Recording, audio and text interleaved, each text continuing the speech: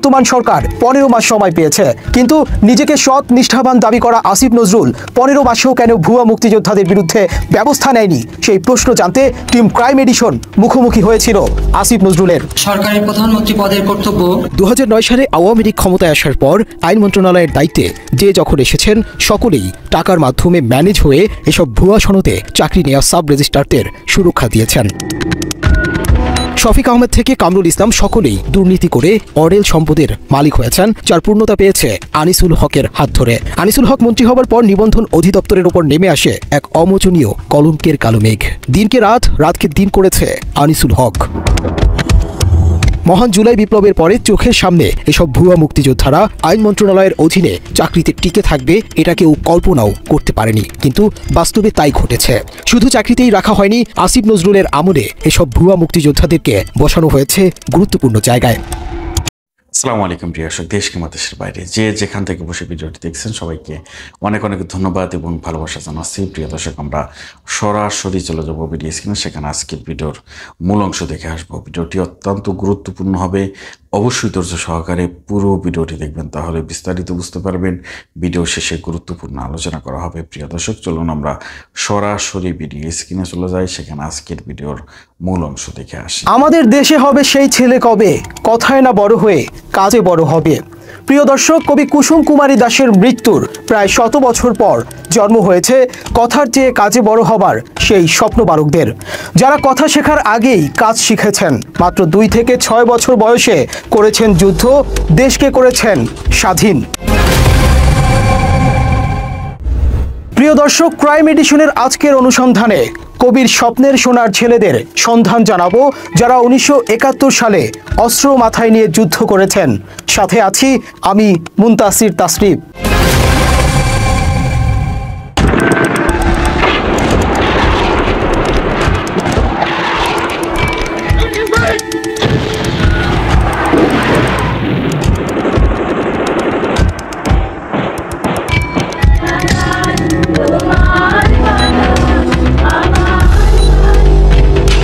1971 সালে মুক্তিযুদ্ধের সময় মোট 11টি সেক্টরে বিভক্ত হয়ে বাংলাদেশের মানুষ পশ্চিম পাকিস্তানের বিরুদ্ধে যুদ্ধ করেছিল।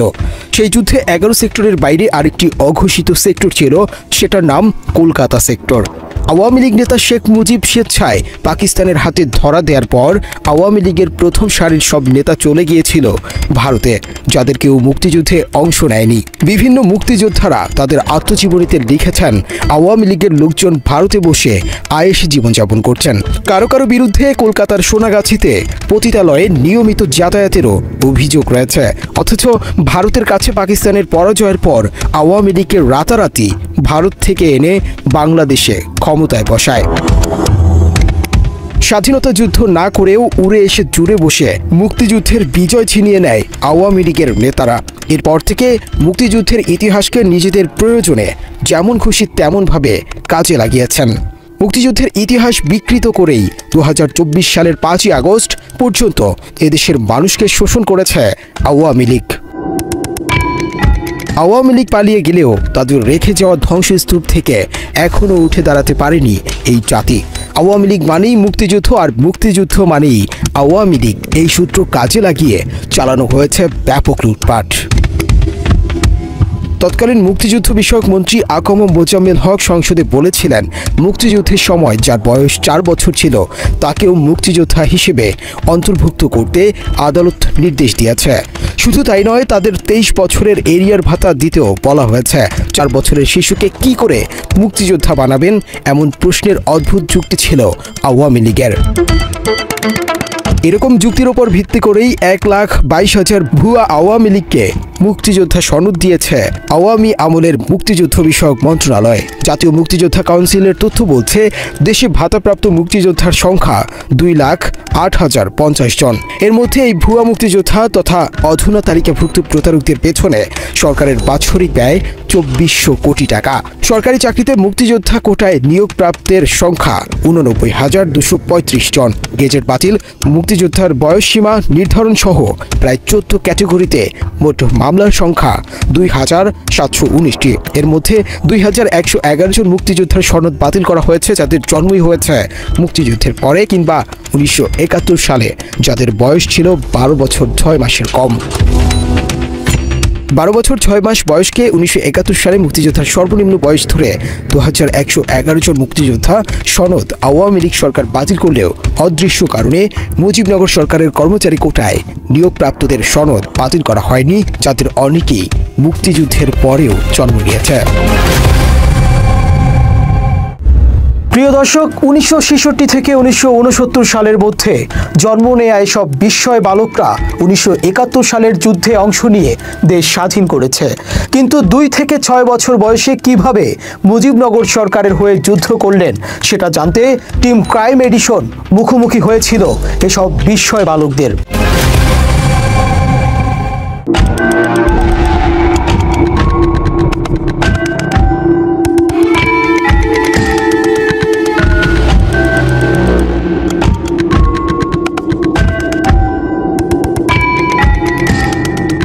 সারা দেশে ভুয়া মুক্তিযোদ্ধা সেজে যারা সাব রেজিস্ট্রার পদে বসে দুর্নীতি করে যাচ্ছেন তাদের খুঁজে বের করতে টিম ক্রাইম এডিশন ছুটে গিয়েছে দেশের এ প্রান্ত থেকে ওই প্রান্তে।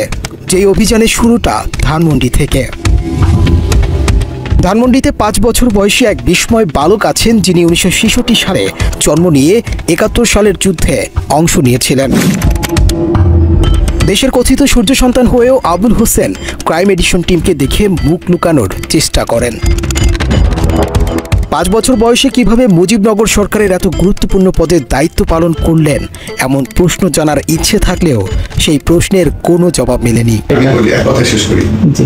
এটা high court, supreme court, appellate division review হয়ে আমরা আসছি।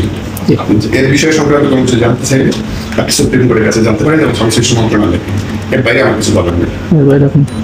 এটা আমরা সকল ডকুমেন্ট দিয়েই চাকরি নিচ্ছি, ঠিক আছে?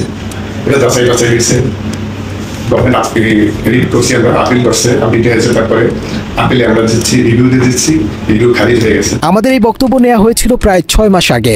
এরপর তার বিরুদ্ধে ব্যবস্থা না নিয়ে তাকে রক্ষার দায়িত্ব নেয় আসিফ নজরুলের আইন মন্ত্রণালয়। সূত্র জানায় ৭ কোটি টাকার মাধ্যমে মন্ত্রণালয়ের একজন প্রভাবশালী কর্মকর্তার মধ্যস্থতায় আবুল হোসেনকে যশোরে বদলি করা হয়। চুক্তি হয়েছে তাকে সুরক্ষা দিয়ে ঠিকঠাক অবসরে যাওয়ার সুযোগ করবার। এ মাসেই তিনি চাকরি শেষ করে অবসরে গিয়েছেন বলে জানা গেছে।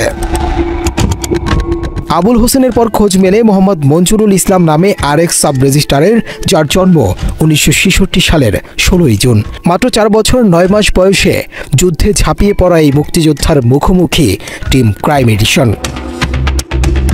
মঞ্জুরুল ইসলাম সেই ভাগ্যবানদের একজন যারা যুদ্ধ না করেও আওয়ামী লীগের দেয়া সার্টিফিকেটে মুক্তিযোদ্ধা হয়েছেন, যে কারণে অনুসন্ধানের সময় কোনোভাবেই ভুয়া এই মুক্তিযোদ্ধা আমাদের ক্যামেরার সামনে কথা বলতে রাজি হয়নি।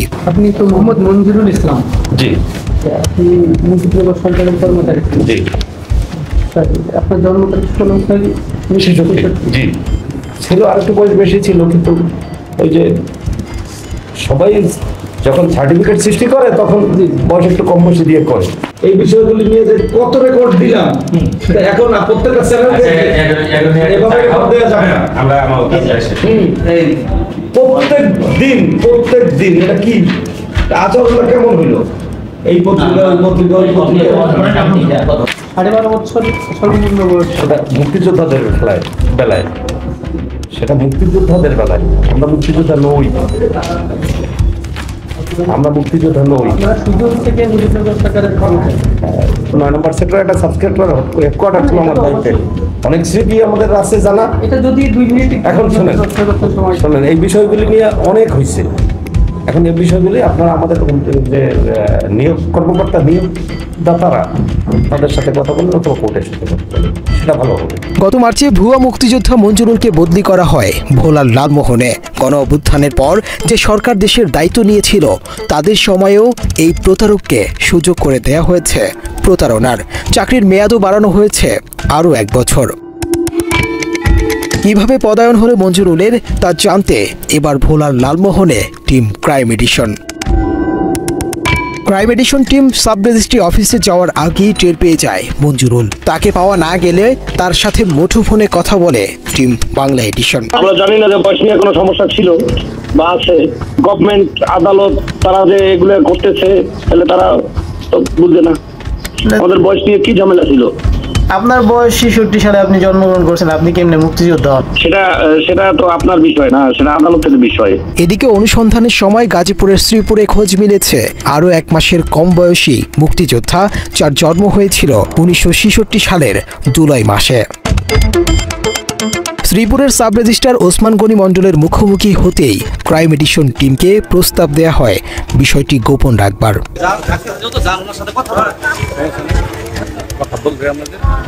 5 বছর বয়সে কিভাবে অফিসে চাকরি করলেন সেই প্রশ্নের উত্তর না দিয়ে ওসমান গনি নানাভাবে বিষয়টি ধামাচাপা দেয়ারই চেষ্টা চালিয়েছেন। ওই সময় এজলাসেই বসা ছিলেন ওসমান গনি। আমরা কথা বলতে চাইতেই এজলাস থেকে সরে যান তিনি। পরে চেষ্টা করেও তাকে আর পাওয়া যায়নি। বর্তমানে গাজীপুরেরই কাপাসিয়ায় তাকে বদলি করা হয়েছে সাব রেজিস্ট্রার পদে। টিম ক্রাইম এডিশনের পরের গন্তব্য একই জেলার কালিয়াকৈরের সাব রেজিস্ট্রার মোহাম্মদ নুরুল আমিন তালুকদার আগের দুজনের চেয়ে 2 বছরের সিনিয়র, অর্থাৎ তিনি 7 বছর বয়সে মুজিবনগর সরকারের কর্মচারী ছিলেন। সেই শিশু কর্মচারী কোটাতেই পাগিয়ে নিয়েছেন সাব রেজিস্ট্রারের লোভনীয় পথ। অনুসন্ধানের সময় তার অফিসে গেলেও তিনি ক্যামেরার সামনে কথা বলতে রাজি হননি। 7 বছর বয়সে কিভাবে তিনি মুক্তিযুদ্ধে ভূমিকা রেখেছেন তা জানতে চাইলে তিনি বরং মন্ত্রণালয়কে জিজ্ঞেস করতে বলেন। আমরা একটু ক্যামেরায় নিতে চাই না, ওই যে কোর্টের রায় নিলে ওই যে আপনি তো 7 বছর বয়সে যুদ্ধের একটা ভূমিকা রেখেছেন, ওই ভূমিকাটাই আমরা জানতে চাচ্ছি যে ওই সময় আপনার ওই মন্ত্রণালয় তো একটা গেজেট দিয়েছে যেখানে বলা হয়েছে 1971 সালের নভেম্বর মাস পর্যন্ত 12.5 বছর বয়স হওয়া লাগবে, কিন্তু আপনার এটা তো এক পর্যায়ে অফিস সহকারীকে দিয়ে বাংলা এডিশনকে ম্যানেজ করার চেষ্টাও করেন ওই কর্মকর্তা। এভাবেই ম্যানেজ করে দুদক, আইন মন্ত্রণালয়, সাংবাদিক সবাইকে নিজের পকেটে রেখেছেন। নুরুল আমিন তালুকদার ও তার স্ত্রী মেয়ের নামে স্থবর অস্থাবর সম্পত্তি সহ বিভিন্ন ব্যাংকে জমা প্রায় 11.5 কোটি টাকা জব্দ করেছিল দুর্নীতি দমন কমিশন, কিন্তু তাতেও নুরুল আমিনের একটা লোভও ছেড়া যায়নি। বর্তমানে অবসরে গিয়েছেন এই ভুয়া মুক্তিযোদ্ধা।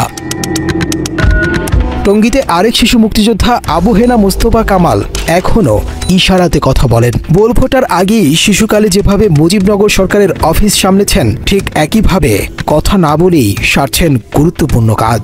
আপনি এটা একটু নিশ্চিত করেন। আমি এই ব্যক্তি আমি ওসমান গনি, মঞ্জুরুল আলমরা ছাড়াও দেশের বিভিন্ন স্থানে ছড়িয়ে ছিটিয়ে আছেন আরও কিছু শিশু মুক্তিযোদ্ধা, যাদের একজন রংপুরের পীরগাছার রামজীবন কুণ্ডু, যিনি 2 মাস আগেই অবসরে গেছেন। মুক্তিযুদ্ধের সময় যার বয়স ছিল মাত্র 6 বছর। একাধিকবার রামজীবনের অপকর্ম নিয়ে সংবাদ প্রকাশ হলেও টাকার বিনিময়ে গত ফেব্রুয়ারিতে তার বদলি হয় রংপুরে। জাতীয় নাগরিক পার্টির মুখ্য সমন্বয়ক সার্জিস আলম রামজীবনের অপরাধের ফিরিস্তি তুলে ধরেন নিজের ফেসবুকের দীর্ঘ এক পোস্টে। অবৈধ পন্থায় সাব রেজিস্ট্রার হওয়া, ভারতে বাড়ি গাড়ি করা, আওয়ামী লীগের রাজনীতির সাথে জড়িত থাকার বেশ কিছু প্রমাণও তুলে ধরেন সার্জিস। বিষয়টি নিয়ে জানতে রামজীবনকে কল করলে তড়িগড়ি করে কল কেটে দেন তিনি। ওই 2 বছর মানে 2 মাস মানে 2 বছর সময় 2 মাস ভালো থাকবেন ভাই। আমার এক ভাতিজা মারা গেছে, ঝামেলা আছে, পরে কথা বলা যাবে ভাইয়া। এদিকে পটুয়াখালীতেও মুজিবনগর কোটায় 2 জন সাব রেজিস্ট্রার রয়েছেন, যাদের একজন মোহাম্মদ ফারুক, যুদ্ধের সময় যার বয়স ছিল মাত্র 3 বছর, এবং আরেকজন নজরুল ইসলাম, যার বয়স ছিল মাত্র 4 বছর। তাদের কাউকেই পটুয়াখালী সাব রেজিস্ট্রি অফিসে গিয়ে পাওয়া যায়নি। এদিকে কুষ্টিয়ায় মাফিয়াতন্ত্র গড়ে তুলেছেন শিশু মুক্তিযোদ্ধা কোটায় নিয়োগ পাওয়া সাব রেজিস্ট্রার বুরহান উদ্দিন সরকার। মুক্তিযুদ্ধ চলাকালীন সময়ে তার বয়স ছিল মাত্র 6 বছর। 2009 সালে কোনো ধরনের নিয়োগ প্রক্রিয়া ছাড়াই 43 বছর বয়সে ঢুকে পড়েন সরকারের গুরুত্বপূর্ণ এই পদটিতে। দৌলতপুরে স্থানীয় রাজনৈতিক কিছু নেতাদের যোগসাজশে দুর্নীতির সাম্রাজ্য গড়ে তুলেছেন জালিয়াতি করে চাকরিতে ঢোকা এই কর্মকর্তা। কুষ্টিয়ার দৌলতপুরের সাব রেজিস্ট্রারের অফিসে গেলেও বুরহানকে পায়নি টিম বাংলা এডিশন। একাধিকবার কল করেও তাকে পাওয়া যায়নি। ফরিদপুর সদরের সাব রেজিস্ট্রার মিনতি দাসের জন্ম 1966 সালে। তিনিও প্রতারণা করেই সাব রেজিস্ট্রার পদে চাকরি করছেন 2009 সাল থেকে। এদিকে 5 মাস আগে অবসরে গেছেন শরীয়তপুর সদরের সাব রেজিস্ট্রার ওমর ফারুক। তার জন্ম 1965 সালে, কিন্তু চাকরি নিয়েছেন মুজিবনগর কর্মচারী কোটায়। গোপালগঞ্জের কাশিয়ানীতে 1965 সালে জন্ম নেয়া আরেক শিশু মুক্তিযোদ্ধার সাব রেজিস্ট্রার হিসেবে চাকরি নেয়ার মেয়াদ শেষ হয়েছে কদিন আগেই। চট্টগ্রামের রাউজানের আবু তাহের মোহাম্মদ মুস্তফাও হেঁটেছেন একই পথে। নোয়াখালীর চাটখালীতে এখনও বহাল আছেন আবুল বাশার, যার জন্ম 1965 সালে, অথচ মুজিবনগর কোটায় হয়েছেন সাব রেজিস্ট্রার। এদিকে নওগাঁর নিয়ামতপুরে ব্যাপক অনিয়মের পর 2 মাস আগেই অবসরে গেছেন মুজিবনগর কর্মচারী কোটায় চাকরি পাওয়া মুক্তিয়ারা খাতুন। প্রিয় দর্শক, যোদ্ধা নিজেই জানেন না তিনি কিভাবে মুক্তিযোদ্ধা হলেন। তারপরেও দিব্যি ভুয়া সার্টিফিকেট দিয়ে চাকরি করে যাচ্ছেন। এবার চলুন দেখা যাক আওয়ামী লীগ কিভাবে নতুন নতুন মুক্তিযোদ্ধা পয়দা করবার মেশিন নিয়ে বসেছিল।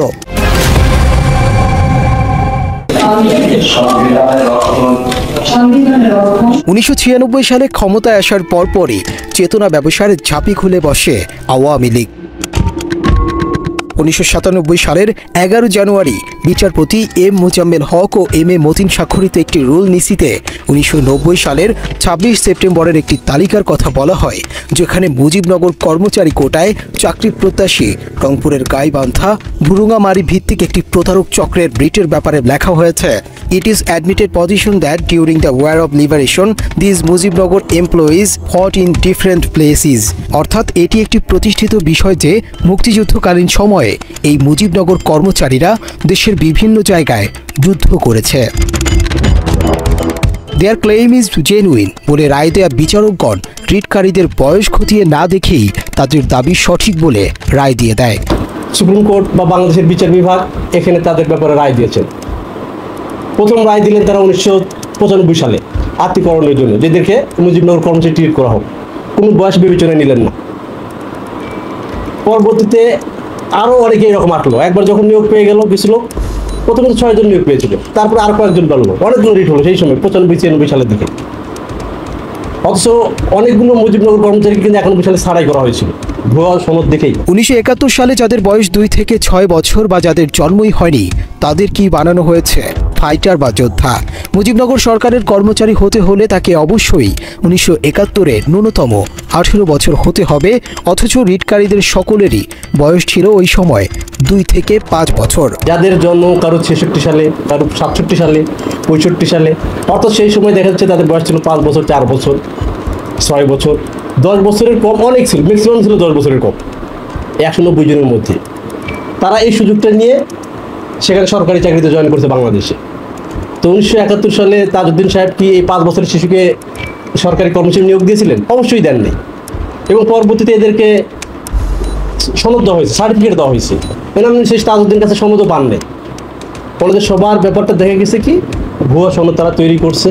আগে হয়তো সরকারি চাকরি যোগদান করছে বা অন্য জব করছে, পরে এসে এই ভাতাগুলো নেওয়া শুরু করছে। এখন অনেকে চাকরিও করতেছে, এই জুলাই বিপ্লবের পরেও তারা চাকরি করতেছেন ভুয়া সনদ দিয়ে। এটা বাংলাদেশের যে নতুন অভ্যুদয় সেখানে একটা বিস্ময়কর ব্যাপার, এটা আমরা কখনোই প্রত্যাশা করি না। বিতর্কিত রায়টির পর কর্মচারীর সংখ্যা রহস্যজনকভাবে 670 জন দেখানো হয়, যদিও customs, tax, BSTI, civil aviation সহ নিবন্ধন অধিদপ্তরে এই কোটায় নিয়োগ দেওয়া হয় কয়েক হাজার। এরপর 2009 সালে ক্ষমতায় এসে আবারও শুরু হয় চেতনার বাণিজ্য। ক্ষমতায় এসেই আইন মন্ত্রণালয়ের নিবন্ধন অধিদপ্তরে বিতর্কিত মুজিবনগর কর্মচারী কোটায় 190 জনকে নিয়োগ দেওয়া হয় সাব রেজিস্ট্রার পদে। যেটা আমরা সংক্ষেপে বলি মুজিবনগর সরকার। এই সরকারটা গঠন হয়েছিল 1971 সালের 17 এপ্রিল। এই সরকারের মেয়াদ ছিল 9 মাসেরও কম। 1972 সালে 12 এপ্রিল পর্যন্ত এই সরকার ছিল, তারপরে রেগুলার সরকার হয়ে গেছে। এই সময়ে যে কর্মকর্তা কর্মচারীগুলো নিয়োগ হয়েছিল, তাজউদ্দিন আহমেদ সাহেব যখন প্রধানমন্ত্রী ছিলেন, তাজউদ্দিন আহমেদ যাদেরকে নিয়োগ দিয়েছিলেন মুজিবনগর সরকারের কর্মকর্তা কর্মচারী হিসেবে, তার বাইরেও পরবর্তীতে দেখা যাচ্ছে অনেক ভুয়াভাবে ঢুকে গেছে। উপমহাদেশের ব্রিটিশ শাসন আমল থেকে সরকারের অন্যতম গুরুত্বপূর্ণ পদ হিসেবে সাব্যস্ত হয়ে আসছে সাব রেজিস্ট্রার পদটি। আইন মন্ত্রণালয়ের নিবন্ধন অধিদপ্তর এখনও সরকারের অন্যতম বড় রাজস্ব প্রদায়ী দপ্তর হিসেবে বিবেচিত। প্রথম শ্রেণীর গেজেটের এই গুরুত্বপূর্ণ আধা বিচারিক পদে মুজিবনগর কর্মচারী তথা মুক্তিযোদ্ধার নামে নিয়োগ দেয়া হয় জাল সনদধারী প্রতারকদের, যাদের সকলেই ছিল আওয়ামী লীগ সরকারের তৎকালীন আইন মন্ত্রণালয়ের মন্ত্রী সচিবদের আত্মীয় স্বজন কিংবা বিভিন্ন পেশার লোকজনকে টাকার বিনিময়ে লোভনীয় এই পদে নিয়োগ দেয়া হয়। নিয়োগের পর 2010 সালে সুপ্রিম কোর্টের আপিল বিভাগের নির্দেশনায় বর্ণিত 190 জনের পরিচয় ও দালিলিক প্রমাণাদি যাচাই করার লক্ষ্যে একটি যাচাই বাছাই কমিটি গঠন করা হয়। আইন মন্ত্রণালয় সম্পর্কিত সংসদীয় স্থায়ী কমিটির যাচাই বাছাই শেষে এই 190 জনের সবাইকেই ভুয়া হিসেবে চিহ্নিত করে। এই ভুয়া মুক্তিযোদ্ধাদের মধ্য থেকে প্রথমে 34 জনকে চাকরিচ্যুত করার কথা বলা হয়, ধাপে ধাপে বাকি সবাইকেই চাকরিচ্যুত করার সুপারিশ করা হয়। সুপ্রিম কোর্টের আপিল বিভাগ থেকে তদন্ত কমিশন করে দেওয়া হলো, যে তদন্ত করে যারা জেনুইন মুজিবনগর কর্মচারী তাদেরকে রাখা হোক। কমিশন করে 190 জনের মধ্যে পাওয়া গেল 30 জনকে সঠিক, অথচ পরবর্তীতে 190 জনকেই নিয়োগ দেওয়া হয়ে গেছে এবং তারা এখন বহাল তবিয়তে চাকরি করছে শুধু সাব রেজিস্ট্রার হিসেবে। এরকম অন্যান্য প্রশাসনের অন্যান্য স্তরেও আছে। তো এই স্বাধীনতা উত্তর বাংলাদেশে কোঠার নামে মেধার যে বৈষম্যটা, এটা কখনোই আমরা প্রত্যাশা করি না। আর এরা প্রশাসনী থেকে যেহেতু তারা অবৈধভাবে আছে, এরা অবৈধ কাজগুলোকে প্রিফার করে, নিজের চাকরি বাঁচানোর জন্যও করে, রাজনৈতিক ফায়দা হাসিলের জন্যও করে। এরা যতটা না রাষ্ট্রের জন্য কাজ করে তার চেয়ে কোনো দলের জন্য কাজ করে বেশি, কারণ তারা মনে করে আমার তার কাছে লয়াল থাকতে হবে, আমাদের চাকরিটা তো এভাবে টিকে আছে। যাচাই বাছাই কমিটি সেই সুপারিশ আপত্তি উপেক্ষা করে শুধু আওয়ামী লীগের রাজনৈতিক বিবেচনায় তাদের সবাইকেই নিয়োগ দেওয়া হয়। 2011 সালের জুনে মুজিবনগর সরকারের কর্মচারীর ভুয়া পরিচয় দিয়ে চাকুরি বাগিয়ে নেওয়া 16 জনকে সাব রেজিস্ট্রার পদ থেকে বরখাস্ত করা হয়, কিন্তু রহস্যজনকভাবে তারাও হাইকোর্টে রিট করে চাকরিতে ফেরেন। সেই রিপোর্টটা তো সরকার মানে নেই।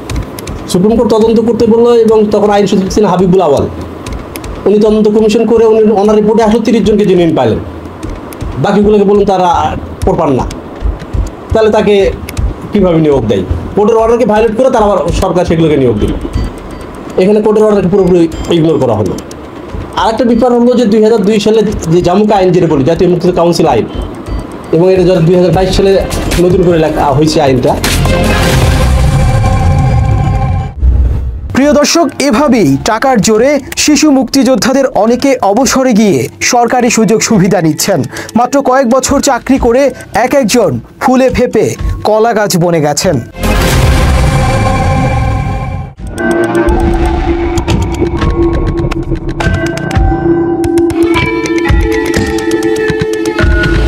আওয়ামী লীগ সরকার মুক্তিযুদ্ধকে মুড়ি মুরগির মতো কিভাবে ব্যবহার করেছেন তার কিছুটা নজির কুড়িগ্রামে গেলে দেখা যাবে।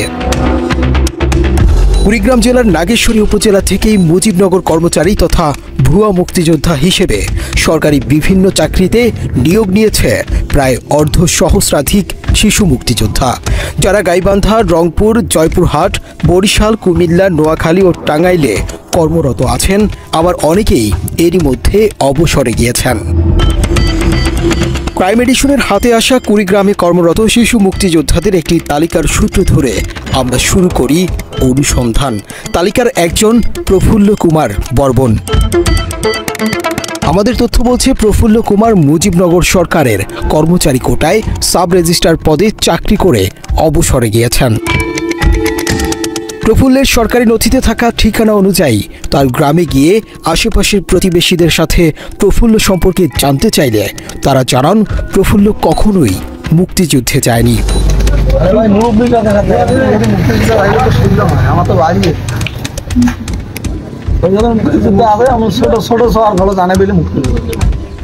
শেখ মুক্তিযোদ্ধা ছিল না, আমার ধারণা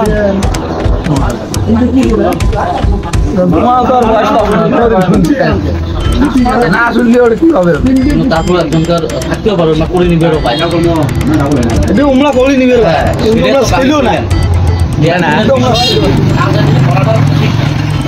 মানে উনি যদি মুক্তিযোদ্ধা আসলে হইতে রইলে তো এলাকায় হচ্ছে গল্প টল্প হতো যে এইভাবে করে নিবে পায়।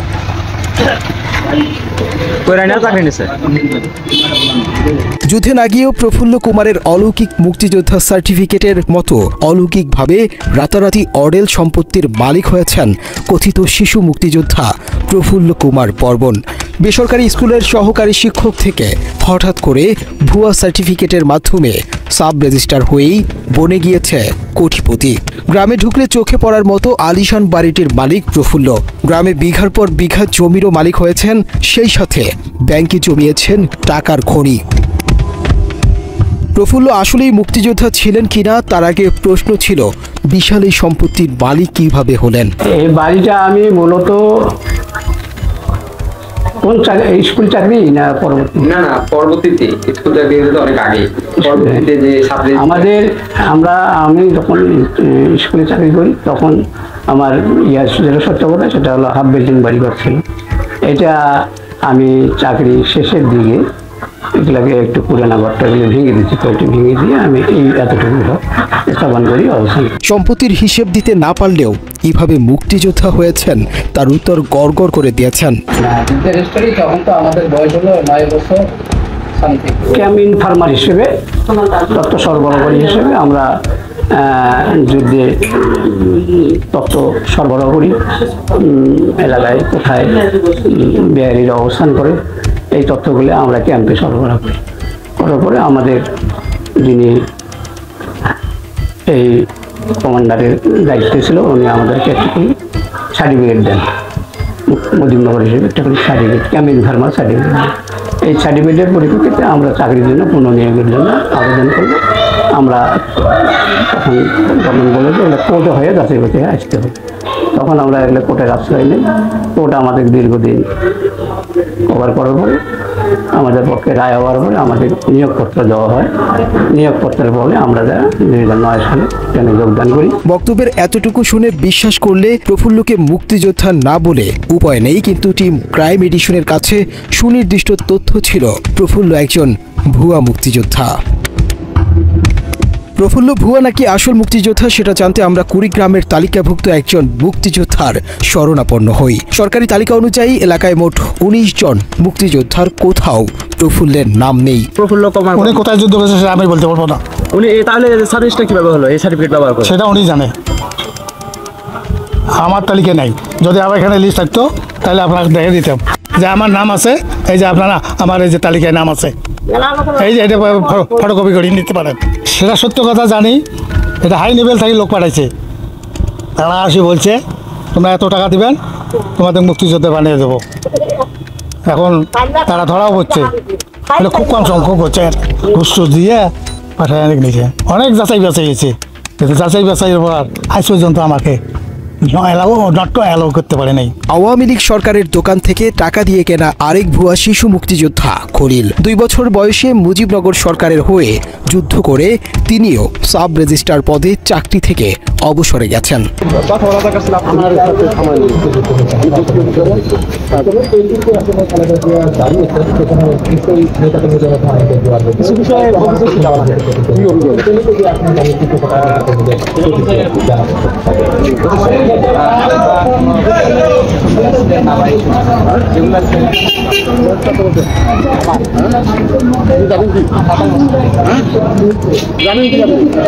আমি সেজন্য আমি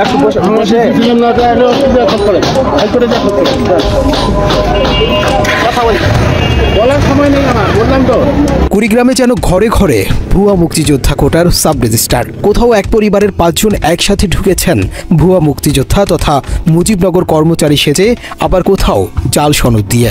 এরকম ভুয়া সনদে চাকরি নেওয়া বেশ কয়েকজনের নাম পরিচয় মিলেছে আমাদের অনুসন্ধানে। জানা গেছে মুজিবনগর সরকারের কর্মচারী কোটায় সাব রেজিস্ট্রার পদে কুড়িগ্রামের অনেকেই নিয়োগ দিয়েছেন, তাদের অনেকেই আবার গেছেন অবসরে। আমাদের হাতে আসা এক তালিকায় দেখা যায় সাব রেজিস্ট্রার পদে চাকরি নেওয়া রবিউল ইসলাম, যার জন্ম 1962 সালে, আবু তালেব সরকারের জন্ম 1964 সালে, এজাহাক আলী মণ্ডলের জন্ম 1962 সালে, শফিকুল ইসলামের জন্ম 1965 সালে আর রজব আলীর জন্ম 1962 সালে। আরও রয়েছেন আব্দুল মতিন, আনম বজলুর রহমান মণ্ডল, সোহরাব হোসেন সরকার, ওসমান গনি মণ্ডল, রামজীবন কুণ্ডু, আফসার আলী, রবিউল আলম, আশরাফ আলী, নজরুল ইসলাম, আবু বক্কর সিদ্দিক, রফিকুল ইসলাম, দেলোয়ার হোসেন খন্দকার ও ইসমাইল হোসেন, যাদের সবার জন্ম 1962 থেকে 1965 সালের মধ্যে। দর্শক, আওয়ামী লীগ সরকারের বানানো ভুয়া মুক্তিযোদ্ধাদের বিরুদ্ধে ব্যবস্থা নিতে বর্তমান সরকার 15 মাস সময় পেয়েছে, কিন্তু নিজেকে সৎ নিষ্ঠাবান দাবি করা আসিফ নজরুল 15 মাসেও কেন ভুয়া মুক্তিযোদ্ধাদের বিরুদ্ধে ব্যবস্থা নেয়নি সেই প্রশ্ন জানতে টিম ক্রাইম এডিশন মুখোমুখি হয়েছিল আসিফ নজরুলের। সরকারের প্রধানমন্ত্রী পদের কর্তব্য। 2009 সালে আওয়ামী লীগ ক্ষমতায় আসার পর আইন মন্ত্রণালয়ের দায়িত্বে যে যখন এসেছেন সকলেই টাকার মাধ্যমে ম্যানেজ হয়ে এসব ভুয়া সনদে চাকরি নেওয়া সাব রেজিস্ট্রারদের সুরক্ষা দিয়েছেন। শফিক আহমেদ থেকে কামরুল ইসলাম সকলেই দুর্নীতি করে অডেল সম্পদের মালিক হয়েছেন, যার পূর্ণতা পেয়েছে আনিসুল হকের হাত ধরে। আনিসুল হক মন্ত্রী হবার পর নিবন্ধন অধিদপ্তরের ওপর নেমে আসে এক অমোচনীয় কলঙ্কের কালো মেঘ। দিনকে রাত, রাতকে দিন করেছে আনিসুল হক। মহান জুলাই বিপ্লবের পরে চোখের সামনে এসব ভুয়া মুক্তিযোদ্ধারা আইন মন্ত্রণালয়ের অধীনে চাকরিতে টিকে থাকবে এটা কেউ কল্পনাও করতে পারেনি, কিন্তু বাস্তবে তাই ঘটেছে। শুধু চাকরিতেই রাখা হয়নি, আসিফ নজরুলের আমলে এসব ভুয়া মুক্তিযোদ্ধাদেরকে বসানো হয়েছে গুরুত্বপূর্ণ জায়গায়। এদিকে এমন প্রতারণার সুষ্ঠু তদন্ত দাবি করেছেন বীর মুক্তিযোদ্ধা মোহাম্মদ ইশতিয়াক আজিজ। আসিফ নজরুল সাহেব, আপনি আইনমন্ত্রীর দায়িত্ব নিয়েছেন, আপনার দায়িত্ব শেষ করবার, এবং আপনি তা করেন নাই। আপনি এই এত বড় একটা বিডিআর ম্যাসাকারের আপনি কোনো আইনি পদক্ষেপ আপনি নেন নাই। আপনি এত সমস্ত অনিয়ম আপনার সামনে এসছে, আপনি সেগুলোর বিরুদ্ধে কোনো আপনি ডিউ প্রসেস অফ ল আপনি নেন নাই। একজন মুক্তিযোদ্ধা হিসেবে আমার কাছে লজ্জা লাগে যে মুক্তিযোদ্ধা হিসেবে এরা চাকরি করে গেল, যারা মুক্তিযোদ্ধা না, যাদের 71 বয়স ছিল 3, 4, 5, 6, তারা এখনো, আপনি যখন আইনমন্ত্রী, আপনি এখনো তাদেরকে বহাল রেখেছেন। আইন মন্ত্রণালয়ের কাছে এসব অভিযোগের বিষয়ে ব্যাখ্যা চাইতে গেলে যথারীতি আমাদের সাথে চোর পুলিশ খেলেছে আসিফ নজরুলের মন্ত্রণালয়ের কর্তা ব্যক্তিরা। প্রথমে আমরা আইন মন্ত্রণালয়ের নিবন্ধন অধিদপ্তরের মহাপরিদর্শক কাজী আব্দুল হান্নানের কাছে জানতে চেয়েছিলাম কত টাকার বিনিময়ে এসব ভুয়া মুক্তিযোদ্ধাদেরকে পেলে পুষে রাখা হচ্ছে, কিন্তু নিজেদের অপকর্ম নিয়ে কোনো কথা বলতে রাজি হয়নি আব্দুল হান্নান। সংবাদপত্রে বা কোনো চ্যানেলকে কোথাও আমরা কোনো সরকারি কর্মচারী কোনো বক্তব্য দিতে পারি না।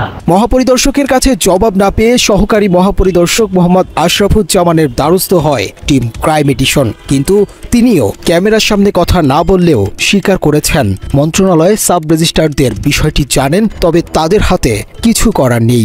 11 জন লোক আসছে, বেশিরভাগই অবসরে চলে গেছে, এই বছর সবাই চলে যাবে। আমরাও বলি, আপনি যেভাবে বলছেন আমরা কিন্তু হাতাহাতি করেছি, তার মানে লজ্জার কথা তখন প্রস্তাব কেমন করতে ওইটাও জানা হচ্ছে মুক্তিযোদ্ধা ছিল। এ বিষয়ে জানতে আইন মন্ত্রণালয়ে ঘুরেও কারো বক্তব্য নেওয়া সম্ভব হয়নি। মন্ত্রণালয়ের যুগ্ম সচিব মাহমুদুল হাসানের সাথে কথা বললে তিনিও দায় চাপিয়ে দেন নিবন্ধন অধিদপ্তরের ওপর। স্বীকার করেন এসব ভুয়া মুজিবনগর কর্মচারীরা এখনো বহাল আছেন, তবে তারা খুব শীঘ্রই অবসরে যাবেন, অর্থাৎ ডাকাতদের ডাকাতি শেষ হয়ে গেলে আর কোনো সমস্যাই থাকবে না। আপনাকে সবচেয়ে ভালো তথ্য দিতে পারে আইজিএস স্যার, হ্যাঁ, ওনার কাছে সব তথ্যগুলো আছে, সব তথ্য ওনার কাছে, উনি যেহেতু কন্ট্রোলিং অফিসার, ওনার কাছে সব আছে ভাই। এগুলো তো মনে করেন যে এই 2009 সালে যারা এগুলো পেয়েছে, এগুলো তো শুধু মন্ত্রণালয় দেয়নি, এটা মনে করেন সুপ্রিম কোর্টের আপিল বিভাগ কর্তৃক, হাইকোর্ট কর্তৃক এবং মাননীয় প্রধানমন্ত্রীর দপ্তর থেকেই তো চিঠির মাধ্যমেই এগুলো পেয়েছেন। কাজে এগুলো ইনশাল্লাহ আপনি স্যারের অনুমতিতে স্যারের সাথে কথা বললে স্যার আপনাকে পরিচয় করতে পারবেন। আমাদের এখন আর মাত্র 13 জন এই মুজিবনগর সাব রেজিস্ট্রাররা চাকরিতে আছেন, মাত্র 13 জন। 2028 সালে একজন অবসরে যাবে, 27 সালে একজন অবসরে যাবে এবং 2026 সালে 11 জন চলে যাবে। অর্থাৎ 28 সালে ইনশাল্লাহ মুজিবনগর মানে এনারা চলে যাবেন। সবশেষ ক্রাইম এডিশন টিম মুখোমুখি হয়েছিল মন্ত্রণালয়ের সবচেয়ে প্রভাবশালী উপদেষ্টা আসিফ নজরুলের সাথে, কিন্তু তাকে ভুয়া সনদের মাধ্যমে সাব রেজিস্ট্রারদের চাকরির বিষয়টি তুলতেই দ্রুত ঘটনাস্থল ত্যাগ করেন।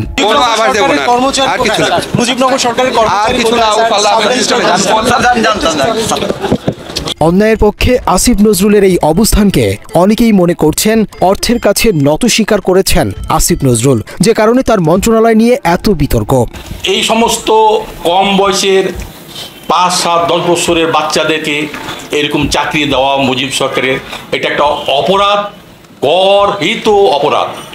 এগুলার পুঙ্খানুপুঙ্খানু বিচার হওয়া উচিত এবং এর সঙ্গে যারা জড়িত, মুক্তিযোদ্ধা বানানো, মুক্তিযোদ্ধা মুজিব সরকারের কর্মচারী অথবা মুক্তিযোদ্ধা বানানো যারা চাকরি দিচ্ছে, তাদের প্রত্যেকের গণ আদালতে বিচার হওয়া উচিত।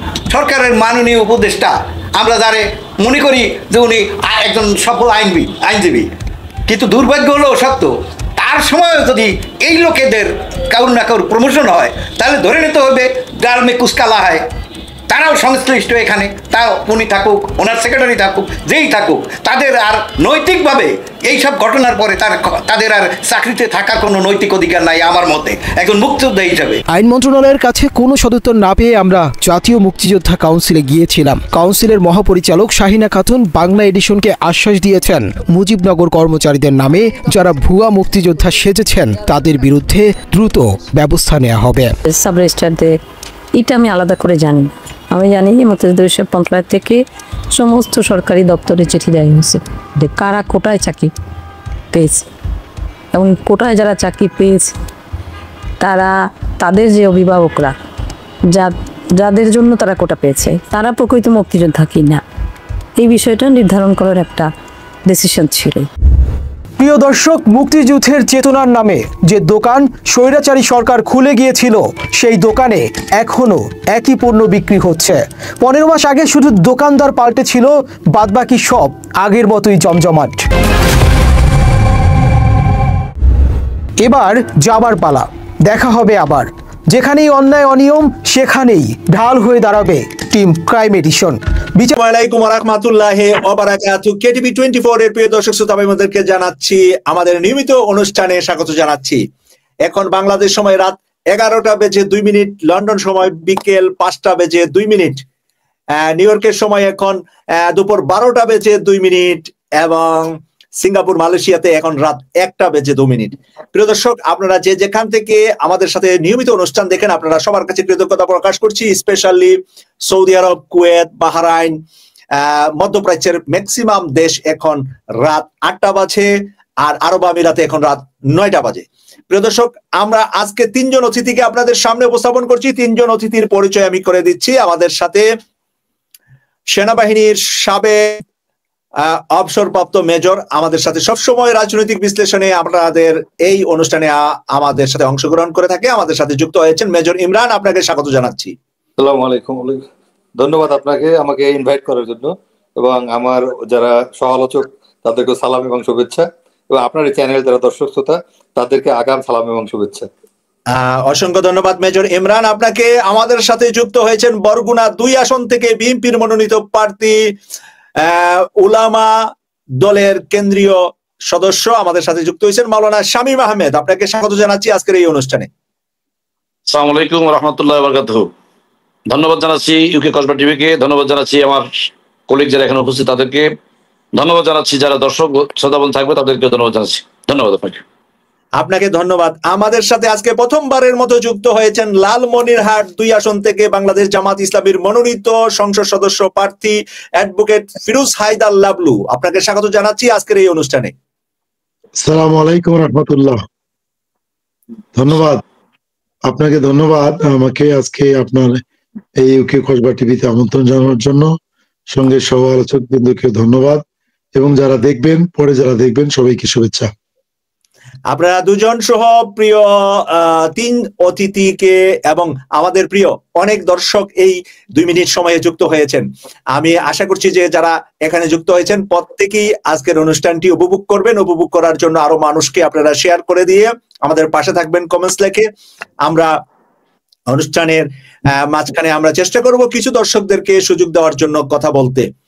আমি আজকে সর্বপ্রথমে বিএনপি থেকে আমাদের সাথে যুক্ত মাওলানা শামীম আহমেদ বরগুনা থেকে যুক্ত হয়েছেন। আমি মাওলানা শামীম আহমেদ, বিএনপির মনোনয়ন নিয়ে একটি কথা বাংলাদেশে এখন খুব ওপেন সিক্রেট, আপনাদের দলের মানুষ যদিও স্বীকার না আসে কিন্তু এটা ওপেন হয়ে গেছে যে সালাউদ্দিন আহমেদের মাধ্যমে অনেক ত্যাগী বিএনপির প্রার্থীরা এবার নমিনেশন পাননি, কারণ সালাউদ্দিন আহমেদ যাদের সাথে মোটা অঙ্কের লেনাদেনা করেছেন এবং এই নামটা কিন্তু তারেক রহমানের উপরে চলে আসে। মানুষ সরাসরি বলে তারেক রহমান লন্ডনে বসে মনোনয়ন বাণিজ্য করে, আসলে সেখানে সালাউদ্দিনের মতো আরো কিছু নেতা আছে, আমি সরাসরি সকলের নাম না বললেও যে আরো কিছু নেতা আছে তারা মনোনয়ন যেখানে কোটি কোটি টাকা পায় সেখানেই মনোনয়ন দেয় বিএনপির, এরকম একটি কথা মার্কেটে কিন্তু ছড়ানো। এই বিষয়ে আপনার কি বক্তব্য মাওলানা শামীম আহমেদ? জি, আপনাকে ধন্যবাদ, ইউকে কসবা টিভিকে ধন্যবাদ জানাচ্ছি। সেই সাথে ধন্যবাদ জানাচ্ছি আজকে যারা এখানে আমার সাথে যারা টকশোতে রয়েছেন। জামাত ইসলামী বাংলাদেশ থেকে রয়েছেন লালমনিরহাটের জামাতের মনোনীত ক্যান্ডিডেট অ্যাডভোকেট ফিরোজুর রশিদ, ফিরোজ হাসান এবং সেনাবাহিনীর অবসরপ্রাপ্ত মেজর ইমরান ভাই সহ সকলকে জানাচ্ছি ধন্যবাদ। আমি ধন্যবাদ জানাচ্ছি কসবা টিভিকে। আপনি আমাকে যে কোশ্চেন করেছেন যে আমাদের দলের মনোনয়ন বাণিজ্য নিয়ে যে কথা উঠেছে, আমরা দেখেছি বিভিন্ন সোশ্যাল মিডিয়াতে এসেছেন। বিশেষ করে আমরা দেখেছি ওই যে কি নাম বলে আমেরিকাতে বসে টকশো করে নাম জানি, ওই যে জ্যাকব মিল্টন, ইলিয়াস হোসেন, তারপরে অনেকেই বলেছেন। এখন বাস্তবতা হচ্ছে বাংলাদেশ জাতীয়তাবাদী দল বিএনপি বড় একটি দল, আপনি দেখেছেন। আমি প্রথমে বলে নেই, যে যা করুক না কেন বিএনপির ভারপ্রাপ্ত চেয়ারম্যান দেশ তারেক রহমানের সংস্পর্শে আমি দীর্ঘ 22 বছর পর্যন্ত আমি দেখেছি তাকে সশরীরে, যখন দেখছি সচক্ষে দেখেছি দেশনায়ক তারেক রহমান কোনোদিন এইসব আশপাশে যায় না, কোনো নোংরামির সাথে তিনি জড়িত ছিলেন না, কোনোদিন থাকেও না, মিডিয়ায় বানায়। আর বাট আমাদের দলের মধ্যে সবচেয়ে দুধে দেওয়া তুলসী পাতা এমনও নয়। আপনারা দেখেছেন আমাদের যাকে যাকে যাকে নিয়ে আলোচনা উঠেছে, যাকে নিয়ে কোশ্চেন করেছেন যে বিএনপি স্থায়ী সদস্য সালাউদ্দিন আহমেদ মনোনয়ন বাণিজ্য করেছে, অনেকেই কথাগুলো বলছে। বাস্তবতা কতটুকু জানি না, তবে অনেক ত্যাগী নেতাকর্মী বাদ পড়েছেন। আমাদের নেতা দেশ তারেক রহমান তিনি বলেছেন এটা তো চূড়ান্ত মনোনয়ন নয়, এটা চূড়ান্ত কিছু হয়নি। মনোনয়নের সিস্টেম হলো প্রত্যেকটা দলেরই, বাংলাদেশ জাতীয় দল বিএনপি বলেন, আওয়ামী লীগ বলেন, জামাত বলেন, জাতীয় পার্টি বলেন, যতগুলো দল রয়েছে প্রাথমিক পর্যায়ে কি করে যতজন ক্যান্ডিডেট থাকে সব ক্যান্ডিডেট ফর্ম কেনে, পার্টি থেকে ফর্ম কেনার পরে কি করে মনোনয়ন ফর্ম কেনে, তারপরে মনোনয়ন বোর্ড তাদেরকে ডাকে, ইন্টারভিউ নেয়। ইন্টারভিউর পরে যাকে দল দেখে যে তার অলরাউন্ডার থাকে তাকে কিন্তু নমিনেশন দিয়ে দেয়। এটা কিন্তু বাস্তব। কিন্তু এর আগেই মিডিয়াতে যেভাবে রিউমার ছড়ানো হয়েছে যে এটা যদি বাস্তব হয় তাহলে আপনাদের দলের ভিতরে নমিনেশন দেওয়ার পরে এত মারামারি, রাস্তাঘাট বন্ধ, সরকারের গাড়ি পোড়ানো, সরকারের ট্রেন বন্ধ করে দেওয়া, এই কাজগুলা কি আপনাদের পৈতৃক সম্পত্তি? বাংলাদেশের ট্রেন বন্ধ করা, বাংলাদেশের মানুষের গাড়ি পোড়া, আপনাকে নমিনেশন দিল আর না দিল আমার কি যায় আসে? আমার গাড়ি কেন আপনি ভাঙবেন? ধন্যবাদ আপনাকে। রাষ্ট্রীয় সম্পদ নষ্ট করার কারো অধিকার নেই, যে হোক তাতে। আমি কি, আপনি কি, স্ট্যান্ডিং কমিটির মেম্বার কি, আর ভাইস চেয়ারম্যান কি, আর জয়েন্ট সেক্রেটারি, সাধারণ কর্মী কি, রাষ্ট্রের সম্পদ সবার। আপনার আমার অধিকার, যে যে দল করুক না কেন, যে যে মতে থাকুক না কেন, দেশ সবার। সবার আগে কি বাংলাদেশ, লাল সবুজের যে ফ্ল্যাগ রয়েছে সেটা আমাদের সবার। এটা সকলকে স্বাধীনতা সার্বভৌমত্বকে ধারণ করা সকলের দায়িত্ব, ইমানি দায়িত্ব। হুবুল আদা মিনাল ইমান, দেশের ভালোবাসা ইমানের অঙ্গ। সেখানে যদি ভেজাল তৈরি করে যে হোক না কেন, এইটা অধিকার কারণে এই মনোনয়ন বাণিজ্য কথা যখন এসেছে আমি কিছু কথা না বললেই নয়। এই একটু আগে এক জায়গায় বসেছিলাম, চায়ের একটা কিছু বন্ধু বান্ধব, আমরা যত এত বছর লন্ডনে ছিলাম এসেছি, এক ভদ্রলোক আমাকে বলতেছে, ভাইয়া মাইন্ড করবে, ডন্ট মাইন্ড, আমি বিএনপি এক জাতীয় নির্বাহী সদস্য, আমি একটু কথা না বললেই নয়। আপনি বলেন। সেই প্রথম শুরু করছে সালাউদ্দিন ভাইয়ের কথা, মানে এমন কথা সে কথা শুরু করেছে, এখন মনে হচ্ছে সালাউদ্দিন ভাই বিএনপির লোকই নাই, একে দেন। আমি থামাই দিলাম যে ভাই একটু থামেন। বিএনপির ভারপ্রাপ্ত চেয়ারম্যান দেশ তারেক রহমান তো তাকে চেনে, ম্যাডাম তো তাকে চেনে, আর দলের যে স্টারিং কমিটি মেম্বার বর্তমানে সে মুখপাত্র তাকে তো চেনে। সে এরকম অন্যায় যদি করে থাকে সেটা দল দেখবে। আপনি একজন নির্বাচনী সদস্য, আপনি হয়ে একজন কর্মী হয়ে সালাউদ্দিনের কথা বলছে সে রয়ের এজেন্ট, প্রথম ডাইরেক্টর এরকম। দেখুন ভাইজান, বাস্তব কথা না বললি না, আমি কি বলেন না, আপনি বলেন। বলতে সে বলতেছে দেখেন সে 10 বছর পর্যন্ত ইন্ডিয়ায় ছিল, 10 বছর পর্যন্ত ইন্ডিয়া ছিল। সে হঠাৎ করে ইন্ডিয়া যখন গণউত্থান হয়ে গেল, শেখ হাসিনা পতনের পট করে সে বাংলাদেশ চলে আসলো। আচ্ছা, আগে আসে নাই কেন? আমি বললাম দেখেন সময়ের পরিবর্তন সবকিছু পরিবর্তন হয়ে যায়। আমার বিরুদ্ধে 68টা মামলা ছিল, 68টা মামলা। সে মামলা তো চলে গেছে না। আমরা লয়ারদের টাকা দিতে দিতে আমরা পকেট খালি হয়ে গেছে আমাদের। সো যেই 5ই অক্টোবর হয়েছে, খুনি হাসিনার পতন ঘটিয়েছি সবাই মিলে, নট অনলি 5ই অক্টোবর। মাওলানা শামীম আহমেদ, আমি বিএনপির ইউকের চেয়ারম্যান এম এ মালিক ভাই, আমরা সবাই তো একসাথেই হাসিনার বিরুদ্ধে লন্ডনে নড়েছি। সভাপতি, হ্যাঁ, এই যে ইউকে কসবা টিভিতে ঢুকেছি, যেখানে আমাকে ইনভাইট করেছেন যুক্তরাজ্য বিএনপির প্রোগ্রামে, যখন এম এ মালিক ভাই এবং আমি যুক্তরাজ্য বিএনপি সেক্রেটারি কয়সার ভাই, যেখানে আন্দোলন সংগ্রাম হয়েছে সেখানে আমরা ছিলাম, যেখানে হাসিনা ছিল সেখানে ছিল। এই কসবা টিভির অনেক বড় ভূমিকা ছিল, এজন্য ধন্যবাদ জানাচ্ছি। এবং যে জিনিসটা বিএনপি জামাত সহ সবাই মিলে, বিএনপি জামাত মিলে সবাই কিন্তু আন্দোলন সংগ্রাম করেছি, তখন কিন্তু আমাদের কোনো ডিবেট ছিল না। সো এখন কথা হলো, এই যারা যে বা যারা করছে দলের ভিতরে দেশের ভিতরে ফাটল তৈরি চেষ্টা করছে, আমরা থাকবো সবাই সতর্কতা অবলম্বন করবো যেন কোনো রকম বিভাজন তৈরি না হয়। সেই বৈষম্যের জন্য আন্দোলন সংগ্রাম করেছি সেটা যেন না হয়, কোনো ব্যক্তিকে দায়ী করে না হয়। একজন সালাউদ্দিন আহমেদ যদি কয় যে সালাউদ্দিন আহমেদ 700 কোটি টাকা মনোনয়ন বাণিজ্য করেছে, আমাদের দলের এক কর্মী বলতেছে যে সালাউদ্দিন আহমেদ 700 কোটি টাকা মনোনয়ন বাণিজ্য করেছেন। আচ্ছা, সালাউদ্দিন আহমেদের নাম যখন বলছে, এটা তো বিএনপির ভারপ্রাপ্ত চেয়ারম্যানের উপর স্বাভাবিক পড়ে যায়। আমি নিজে দেখেছি দেশনায়ক তারেক রহমানের হাতে যে গড়িটা, সেই গড়ির দাম 38 পাউন্ড, আর আমার হাতে গড়ির দাম হচ্ছে 2.5 লক্ষ টাকা।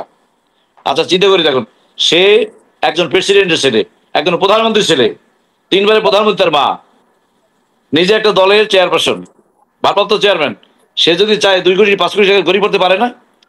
আপনারা দেখেছেন একটা প্যান্টের বেল্ট, সেই ম্যাডাম গেছিল 1800, তখন গেছে 10 পাউন্ডে, সেই সেরা প্যান্ট বেল্ট কিন্তু এখনো তার পরা। কিন্তু মানুষ অনেকে যে রিউমার ছড়ায় আমাদের নেতাদের বিরুদ্ধে, আসলে বাস্তবতা হচ্ছে কি, আমরা সরাসরি একজন দর্শককে অনুরোধ করছি আপনাকে প্রশ্ন করার জন্য। দর্শক আবুল বাশার, আপনি প্রশ্ন করুন বিএনপি নেতা শামীম আহমেদকে, যে বাণিজ্য নির্বাচনে যে তারা, এই ব্যাপারে আপনার কি ধারণা? আপনি প্রশ্নটা আমার বুঝতে একটু সমস্যা হয়েছে। আচ্ছা, প্রশ্নটা হলো যে এই যে নির্বাচনে বিএনপি আসন বিক্রি করে, সিট বিক্রি করে, এই বিষয়ে আপনার কি মতামত, আপনার কি ধারণা? জি, এটা তো নতুন করে নয়। আসন বাণিজ্য তো তারা ইতিপূর্বে যে মানে বাংলাদেশের যে দলগুলো আছে, আসন বাণিজ্য তাদের সকলেরই এটা ক্রাইটেরিয়ার মধ্যে, রাজনৈতিক ক্রাইটেরিয়ার মাঝে পড়ে।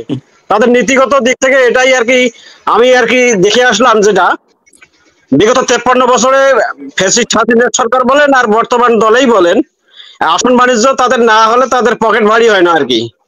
আর তাদের পকেট ভারী, তাদের রাজনৈতিক তো উৎস তো নাই, টাকা পয়সা। রাজনৈতিক একটা দল চালাতে গেলে যে টাকা পয়সার দরকার, মূলত সেক্ষেত্রে তারা রাজনৈতিক ভাবে বাণিজ্য আর কি হিসাবে এই ক্যান্ডিডেট তারা বাছাইয়ের ক্ষেত্রে তারা বিপুল অঙ্কের, বড় ধরনের অঙ্কের একটা টাকা পয়সা তারা হাতিয়ে নিয়ে রাজনৈতিক কাজে সিনিয়র নেতারা এখানে এটাকে পকেট ভারী করার জন্য করে আর কি। আচ্ছা, আপনি মনে করছেন আওয়ামী লীগ করে, এরপরে বিএনপি করে, জামাত কি করে না? জামাত কি আসন বিক্রি করে নাই এবার? না, এখানে আমাদের জামাতি ইসলামের আসন, এখানে কেউ ব্যক্তিগতভাবে এককভাবে কেউ ইচ্ছা পোষণ করলে প্রার্থী এখানে হতে পারে না। আমাদের রাজনৈতিক দলের যেটা ক্রাইটেরিয়া, এটা হচ্ছে যে আমাদের যেখানেই প্রার্থী দেওয়া হয়েছে সেখানে সেই আসনে যারা আমাদের রাজনৈতিক দলের কর্মী এবং জনশক্তি নেতৃবৃন্দ আছে, এদের প্রত্যক্ষ ভোটে, এদের এই জনশক্তির প্রত্যক্ষ ভোটে আমাদের প্রার্থী মনোনয়ন দেওয়া হয়। প্রার্থীর ভোট যিনি প্রার্থী সর্বোচ্চ ভোট পান তাকে সেই আসনে প্রার্থী হিসেবে ঘোষণা করা হয়। ধন্যবাদ আপনাকে, ধন্যবাদ। আমরা পরের আরেকজন দর্শককে আবার ফাঁকে ফাঁকে আমরা সুযোগ দেব, একজন দর্শককে আমরা বক্তব্যের ফাঁকে ফাঁকে সুযোগ দেব। শামীম, মাওলানা শামীম একজন সাধারণ দর্শক এসে আপনার দল সম্পর্কে বলেছে, আবার জামাত সম্পর্কে বলেছে। আপনি যদি দর্শককে জাস্ট 2 মিনিটে উত্তর দিয়ে দেন, এরপরে আমরা পরে আমাদের অতিথি অ্যাডভোকেট ফিরোজ হায়দারের কাছে যাব। ধন্যবাদ দর্শককে। উনি যেটা বুঝেছে সেটা বলেছে। আসলে বাংলাদেশ জাতীয়তাবাদী দল বিএনপি 3-4বার রাষ্ট্র ক্ষমতায় এসেছেন। যেই দলটার প্রধান দেশের স্বাধীনতার ঘোষক, বাংলাদেশের প্রথম প্রেসিডেন্ট শহীদ প্রেসিডেন্ট জিয়াউর রহমান, যার নেতৃত্বে, যার দয়ায়, যার করুণায় বাংলাদেশে যারা রাজনীতি করছে এখন, জামাত ইসলাম বলেন, আওয়ামী লীগ বলেন, জাতীয় পার্টি বলেন, যে যা করুক না কেন, যত দল আছে সকল দলের রাজনীতি করার অধিকার দিয়েছে বহুদলীয় গণতন্ত্র প্রবক্তা শহীদ জিয়াউর রহমান। তার স্ত্রী বাংলাদেশে 3বার প্রধানমন্ত্রী দেশনেত্রী এবং খালেদা জিয়া। আপনি দেখেছেন তার বিরুদ্ধে মিথ্যাচার করেছেন। কাতারের আমির তাকে 2,14,00,000 টাকা দিয়েছিল, সেখানে সেই টাকা কিন্তু ব্যাংকে রয়েছে, আজকে 10 কোটি টাকার উপরে হয়েছে। কিন্তু মিথ্যাচার করে আওয়ামী লীগ তাকে জেল খাটিয়েছে 6.5 বছর, 10 বছরের সাজা দিয়েছিলেন। ঠিক তেমনি ভাবে দেশ নায়ক তারেক রহমানের বিরুদ্ধে মিথ্যা মামলা দিয়ে, মানি লন্ডারিং মামলা দিয়ে তাকে হয়রানি করেছিল। দুর্নীতিমুক্ত সনদ পেয়েছে দেশ নায়ক তারেক রহমান। যেই আইনজীবী, যেই লয়ার তাকে দুর্নীতিমুক্ত সনদ দিয়েছিল তাকে দেশ ছাড়তে হয়েছিল, সেই প্রেক্ষাপটও গিয়েছিল এখানে।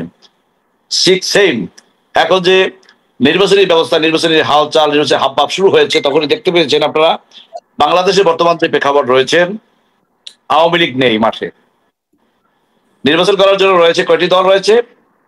19টা দল রয়েছে, সর্বোচ্চ 19টা দল নিবন্ধিত 19টা দল রয়েছে। বিএনপি, জামাত ইসলাম, চরমোনাই, আমি উত্তর দিচ্ছি, বিএনপি, জামাত, চরমোনাই, আদার্স অন্যান্য দল রয়েছে। সো বিএনপি একটি বড় দল, সেখানে ত্রুটি বিচ্যুতি হতে পারে, আমি অস্বীকার করব না। আমার নেতা দেশের তারেক রহমানের কথা বলেছে এক ব্যক্তি, বলেছেন যে একটু আগে বলেছেন, তিনি বলছেন যে লন্ডনে যদি কেউ যায় দেখা করার জন্য 10,000 ভোট নেয়, যদি মনোনয়নের জন্য যায় তাই 2 কোটি টাকা, 3 কোটি টাকা, 5 কোটি টাকা নেয়, এরকম বলছেন। আসলে না দেখে অনেক কিছু বলা যায়, বাস্তবতার সাথে কোনো মিল নেই। দ্বিতীয়ত হচ্ছে এই দর্শক যেটা বলেছেন যে বিএনপি বাণিজ্য বাণিজ্য করেছে, পকেট ভারী না করলে হয় না। সো যদি কোনো ব্যক্তি করে থাকে, কোনো পার্সন করে থাকে, সেটা দলের দায়ভার নিবে না। সালাউদ্দিন আহমেদের কথা বলা হয়েছে, বিএনপির স্থায়ী কমিটির সদস্য মজলুম জননেতা সালাউদ্দিন আহমেদ সাহেব, তিনি যদি দুর্নীতি করে থাকেন হাইকমান্ড দেখবে। আপনি ওনারে মজলুম জননেতা বলতেছেন, আর দেশের মানুষ বলে যে শ্বশুর বাড়িতে ছিলেন উনি, মানে মজলুম সে শ্বশুর বাড়িতে রাজকীয় বাসা বাড়িতে, মানে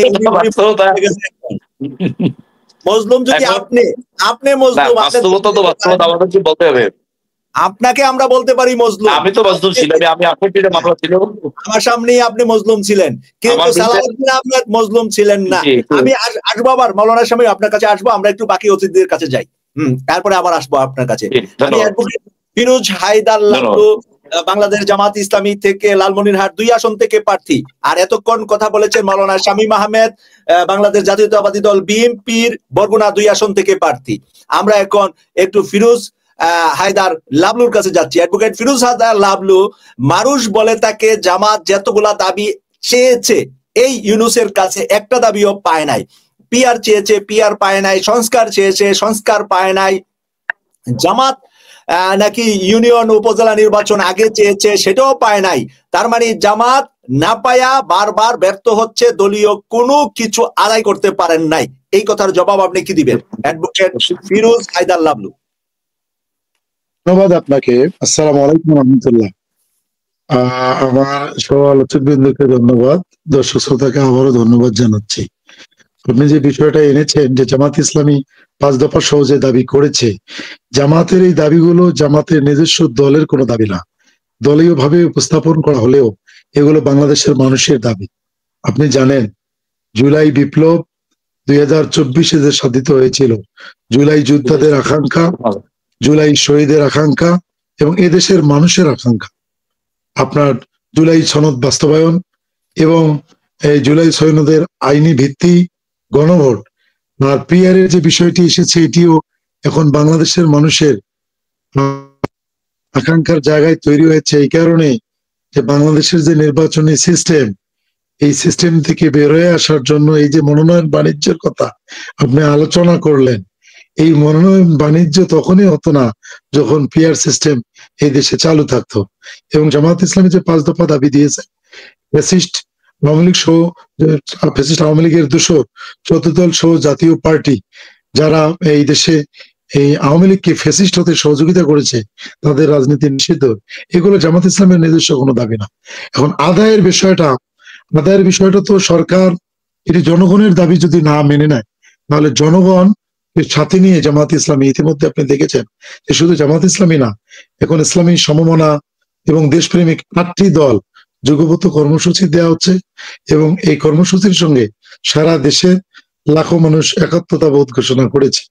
এখন এটি আদায়ের পদ্ধতি, এখন সরকার যদি কোনো একটা দলের ফাঁদে পড়ে যায়, কোনো একটা দলের গ্রিপের মধ্যে ঢুকে যায়, কোনো একটা বিশেষ দলকে ক্ষমতায় নিয়ে আসার জন্য জনগণের দাবি থেকে পাশ কাটিয়ে অন্যদিকে নিয়ে যায়, তাহলে আমার বিশ্বাস বাংলাদেশের জনগণ এটি মানবে না। জি, আমি এই মুহূর্তে একটা নিউজ আমার চোখের সামনে আছে। বাংলাদেশ জামাত ইসলামীর নায়েবে আমির ডাক্তার সৈয়দ আব্দুল্লাহ মোহাম্মদ তাহের বলেছেন, জিয়াউর রহমান যখন ছিলেন তখন বিএনপি ছিল বড় দল, জনপ্রিয় দল। বেগম খালেদা জিয়া যখন দায়িত্বে ছিলেন তখন বিএনপি জনপ্রিয় দল ছিল। বিএনপি এখন বড় দল কিন্তু জনপ্রিয় নয়। এখন বাংলাদেশের সবচাইতে জনপ্রিয় দল বাংলাদেশ জামাত ইসলামী। নায়েবে আমিরের এই বক্তব্যের সাথে বাস্তবতার কতটুক মিল? আপনি তো নির্বাচনী ক্যাম্পিং করছেন মাঠে ঘাটে, আপনার নির্বাচনী এলাকায় আমি যতটুকু জানি 51+ প্রায় 52% নারী ভোটার আছে বাংলাদেশে, আর 48+ হইল পুরুষ ভোটার। সেই 52% নারীদের কাছে আপনারা কতটুকু ইসলামী শরিয়া যেখানে চালু করবেন, যেখানে ইসলামী শরিয়া রাষ্ট্র চালাবেন আপনারা, সেখানে নারীরা লালমনিরহাটের কতটুকু আপনাকে গ্রহণ করছে? জি, ধন্যবাদ আপনাকে। আপনি সঠিক বলেছেন। আমাদের লালমনিরহাট 2 আসন, এটি আমার কালীগঞ্জ এবং আদিতমারি উপজেলা মিলে, এখানেও প্রায় 50+% নারী ভোটার রয়েছে। আমরা ইতিমধ্যেই গ্রামে গঞ্জে, মাঠে ঘাটে, বাড়িতে যাচ্ছি। আপনি জানেন, শরিয়া আইন বলতে এখন মানুষের মাঝে একটা ভীতি সঞ্চার তৈরি করার একটা প্রচেষ্টা চলছে। শরিয়া আইন মানে তো আমাদের দৈনন্দিন কালচারের মধ্যেই শরিয়া ইতিমধ্যেই রয়েছে।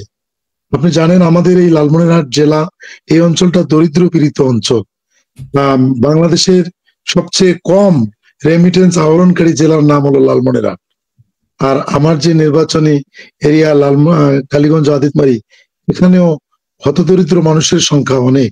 এই এলাকায় নারী শ্রমিক রয়েছে, এখানে নারী বিড়ি শ্রমিক রয়েছে, যারা মাত্র 20 টাকায় 1000 বিড়ি আপনার বানায় তারা দৈনন্দিন।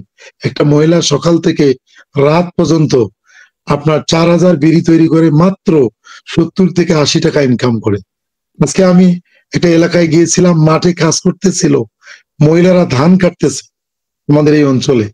তাদেরকে জিজ্ঞাসা করেছিলাম যে আপনাদের ইনকাম কত, সঙ্গে পুরুষ মানুষ রয়েছে, তাদেরকে ইনকাম, আপনারা কিভাবে জীবনযাপন করতেছেন। আমাদের এই অঞ্চলের নারীদের জন্য এই যারা এতদিন সরকার চালিয়েছে, এই 53 বছর, নারীদের পুনর্বাসনের কথা তারা বললেও, নারীবাদীর কথা তারা বললেও, নারীদের কল্যাণের কথা বললেও কার্যত নারীদের জন্য বাস্তবসম্মত কোনো পদক্ষেপ তারা নেয়নি। আমরা মনে করি, আমরা বাংলাদেশ জামাত ইসলামী, বিশেষ করে আমাদের এই কালীগঞ্জ আদিতমারি অঞ্চলে আমরা বলতেছি যে আমরা যদি রাষ্ট্রীয় দায়িত্বে আসি, পরিবেশের ভেতর থেকে নারীদের কর্মবান্ধব কর্মসংস্থানের আমরা তৈরি করার চেষ্টা করব। আমরা বলেছি যারা কর্মক্ষম নারী রয়েছে তাদের হাতে কিভাবে কাজ দেয়া যায় পরিবেশ বান্ধব, তারা যে পরিবেশে থেকে এই কাজ তাদের জন্য সুবিধা হবে, সে জাতীয় কর্মকাণ্ড আমরা চেষ্টা করতেছি। এবং আমরা বলেছি আমরা নির্বাচিত হলে, বিশেষ করে আমার নির্বাচনী এরিয়ায় যারা কর্মক্ষম নারী রয়েছে তাদেরকে আমরা প্রশিক্ষণ দিয়ে, যারা চাকরি করতে চায়, চাকরিতে যোগ্য যারা রয়েছে তাদেরকে চাকরি উপযুক্ত করে গড়ে তোলা, যারা উদ্যোক্তা হইতে চায় যে সমস্ত নারীরা, তাদেরকে উদ্যোক্তা হইতে সহযোগিতা করা। অ্যাডভোকেট ফিরোজ, আসছি আপনার কাছে, আসছি। আতাহি রাব্বি হৃদয়, একজন দর্শক ক্যামেরা বন্ধ করে আছেন, ক্যামেরা ওপেন, মাইক্রোফোন ওপেন করুন। তাহলে আমরা সুযোগ দেব। ক্যামেরা ওপেন না করলে আমরা কথা বলার সুযোগ দিতে পারি না। আমি একটু আমাদের এই লাইভে অনেক দর্শক আজকে যুক্ত, অনেক কমেন্টস লিখতেছেন। আমি একটু দর্শকদের কাছে জানতে চাই যে এই মুহূর্তে যে কথাগুলা বলেছেন অ্যাডভোকেট ফিরোজ হায়দার লাবলু, আমি একটু দর্শকের একটু সুযোগ দিয়ে দেই। দর্শক, আপনার প্রশ্নটার উত্তর দিবে অ্যাডভোকেট ফিরোজ হায়দার লাবলু। আতাহি রাব্বি হৃদয়, আপনাকে আপনার মাইক্রোফোনটা ওপেন করে প্রশ্ন করার অনুরোধ করছি। আসসালামু আলাইকুম, অসংখ্য ধন্যবাদ আমাকে সুযোগ দেওয়ার জন্য। আমার সৈকত লাবলু ভাইয়ের কাছে প্রশ্ন যে আমাদের এই লালমনিরহাট জেলা অত্যন্ত মঙ্গাপীড়িত অঞ্চল, অথচ বিগততে আমাদের এখানে সমাজ কল্যাণ লাউডলি বলবেন, রাত বেশি হয়েছে, ভয় পাবেন না, একটু জোরে বলবেন। হ্যাঁ বলেন। আমাদের এই অঞ্চলে আমরা একজন সমাজ কল্যাণ মন্ত্রণালয়ের মন্ত্রী পেয়েছিলাম, অথচ তিনি অনেক দুর্নীতি করেছেন। এই এলাকার যে যুবকরা রয়েছে, আমাদের কৃষ্ণ অঞ্চল ছিল, এই অঞ্চলের যুবক যারা রয়েছে, যুবকদের জন্য যারা বিগততে আসলে ছিলেন তারা ন্যূনতম কোনো কাজ করেন নাই। আমার ক্ষেত্রে লাভলুর কাছে প্রশ্ন হচ্ছে তিনি যুবকদেরকে কি ভাবনা দিচ্ছেন এবং কি ভাবতেছেন তিনি? জি, আপনাকে ধন্যবাদ। আতাহি রাব্বিকে ধন্যবাদ দিচ্ছি। জি, একজন দর্শক আপনাকে প্রশ্ন করেছে, আপনি নারী নিয়ে কথা বলেছেন, আমরা পরে আরো নারী নিয়ে আরো কথা বলবো। আমি একটু দর্শকদের কাছে একটা জিনিস, একটা প্রশ্ন রাখতেছিলাম, রেখে তারপরে আপনার কাছে আসছি। প্রিয় দর্শক, অ্যাডভোকেট ফিরোজ হায়দার লাবলু লালমনিরহাট 2 আসন থেকে জামাত মনোনীত সংসদ সদস্য প্রার্থী। উনি যে কথাগুলা, ওয়াদাগুলা ওনার নির্বাচনী এলাকার নারীদের জন্য দিয়েছেন, এগুলা উনি নির্বাচিত হলে রাখবেন কিনা, আপনারা বিশ্বাস করেন কিনা, বিলিভ করেন কিনা? যদি আপনারা বিশ্বাস করেন হা লিখবেন, আর বিশ্বাস না করলেন না লিখবেন, বা অন্য কোনো গঠনমূলক কমেন্টস থাকলে লিখবেন। আমরা একটু দেখব যে উনার কথা পাবলিক আসলে কতটুকু বিশ্বাস করে, বা জামাতের একজন এমপি প্রার্থীর কথা মানুষ কতটুকু বিলিভ করে, আমরা পার্সেন্টেজটা দেখে আপনাকে বলবো। আর যে দর্শক যে প্রশ্নটা করেছে আপনার যুবকদের বিষয়ে, সেই বিষয়টার উত্তর দিবেন আপনি। জি, ধন্যবাদ আপনাকে। আমি কালীগঞ্জ আদিতমারির আমাদের দর্শক শ্রোতাকে ধন্যবাদ জানাই প্রশ্ন করার জন্য। আসলে এই এলাকায় এখন প্রায় 1.5 লক্ষ যুবক যুবতী রয়েছে। এই 1.5 লক্ষ যুবক যুবতীর 3 লক্ষ হাতকে কাজের হাতে রূপান্তরিত করার আমার একটা পরিকল্পনা রয়েছে। আল্লাহ তাআলা যদি দায়িত্ব দেয়, কালীগঞ্জ আদিতমারিবাসী ভালোবাসা, আমার পরিকল্পনা রয়েছে যে কমপক্ষে প্রত্যেক বাড়ির একজন যুবককে আমরা ট্রেনিং এর আওতায় নিয়ে আসব। তাকে দক্ষ করে গড়ে তোলে, যদি বিদেশে পাঠানোর সুযোগ থাকে, যে দেশে তিনি যাওয়ার উপযুক্ত থাকবেন, তাকে দক্ষ করে সে দেশে আমরা পাঠাতে চাই। বিশেষ করে মাদ্রাসা শিক্ষার্থী আমাদের এখানে রয়েছে অনেক যুবক যারা মাদ্রাসায় লেখাপড়া করেছে, কিন্তু অন্য কোনো টেকনিক্যাল কাজ না জানার কারণে সমাজে খুব ভালো অংশ তারা কাজ করতে পারতেছে না। আমরা এদের ভাষাগত ট্রেনিংটা আর একটু দিয়ে হ্যান্ড টেকনিক্যাল কাজ যদি তাদেরকে শেখাই, হাতের কাজ, তাহলে মধ্যপ্রাচ্যের রাষ্ট্রে এদেরকে পাঠিয়ে দিয়ে তারা নিজেদের পরিবারও লাভবান হবে এবং বৈদেশিক মুদ্রা অর্জন হবে, দেশ লাভবান হবে, আমাদের অঞ্চল লাভবান হবে। আমরা ধন্যবাদ দিচ্ছি। এই মুহূর্তে এই বিষয়টা একটু ক্লিয়ার করে দিচ্ছি। একটা বিষয় যে আমরা যুবকদের জন্য যে কাজটি করতে চাচ্ছি, প্রত্যেক বাড়ির যুবক, একজন যুবককে আমরা কমপক্ষে ট্রেনিং এর আওতায় আনতে চাই। তিনি যে কাজের উপযুক্ত তাকে আমরা সেই কাজে এঙ্গেজ করতে চাই।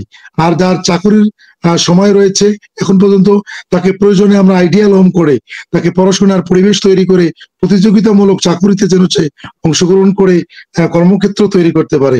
আমরা এখানে ফ্রিল্যান্সিং চলছে, কম্পিউটারের প্রশিক্ষণ, আমরা পল্লী চিকিৎসক, সার্ভেয়ার, তো অন্যান্য যে প্রশিক্ষণগুলো রয়েছে, আমরা মনে করি যুব সমাজের সমাধান করতে না পারলে এই এলাকার উন্নয়ন কোনোদিনও আসবে না।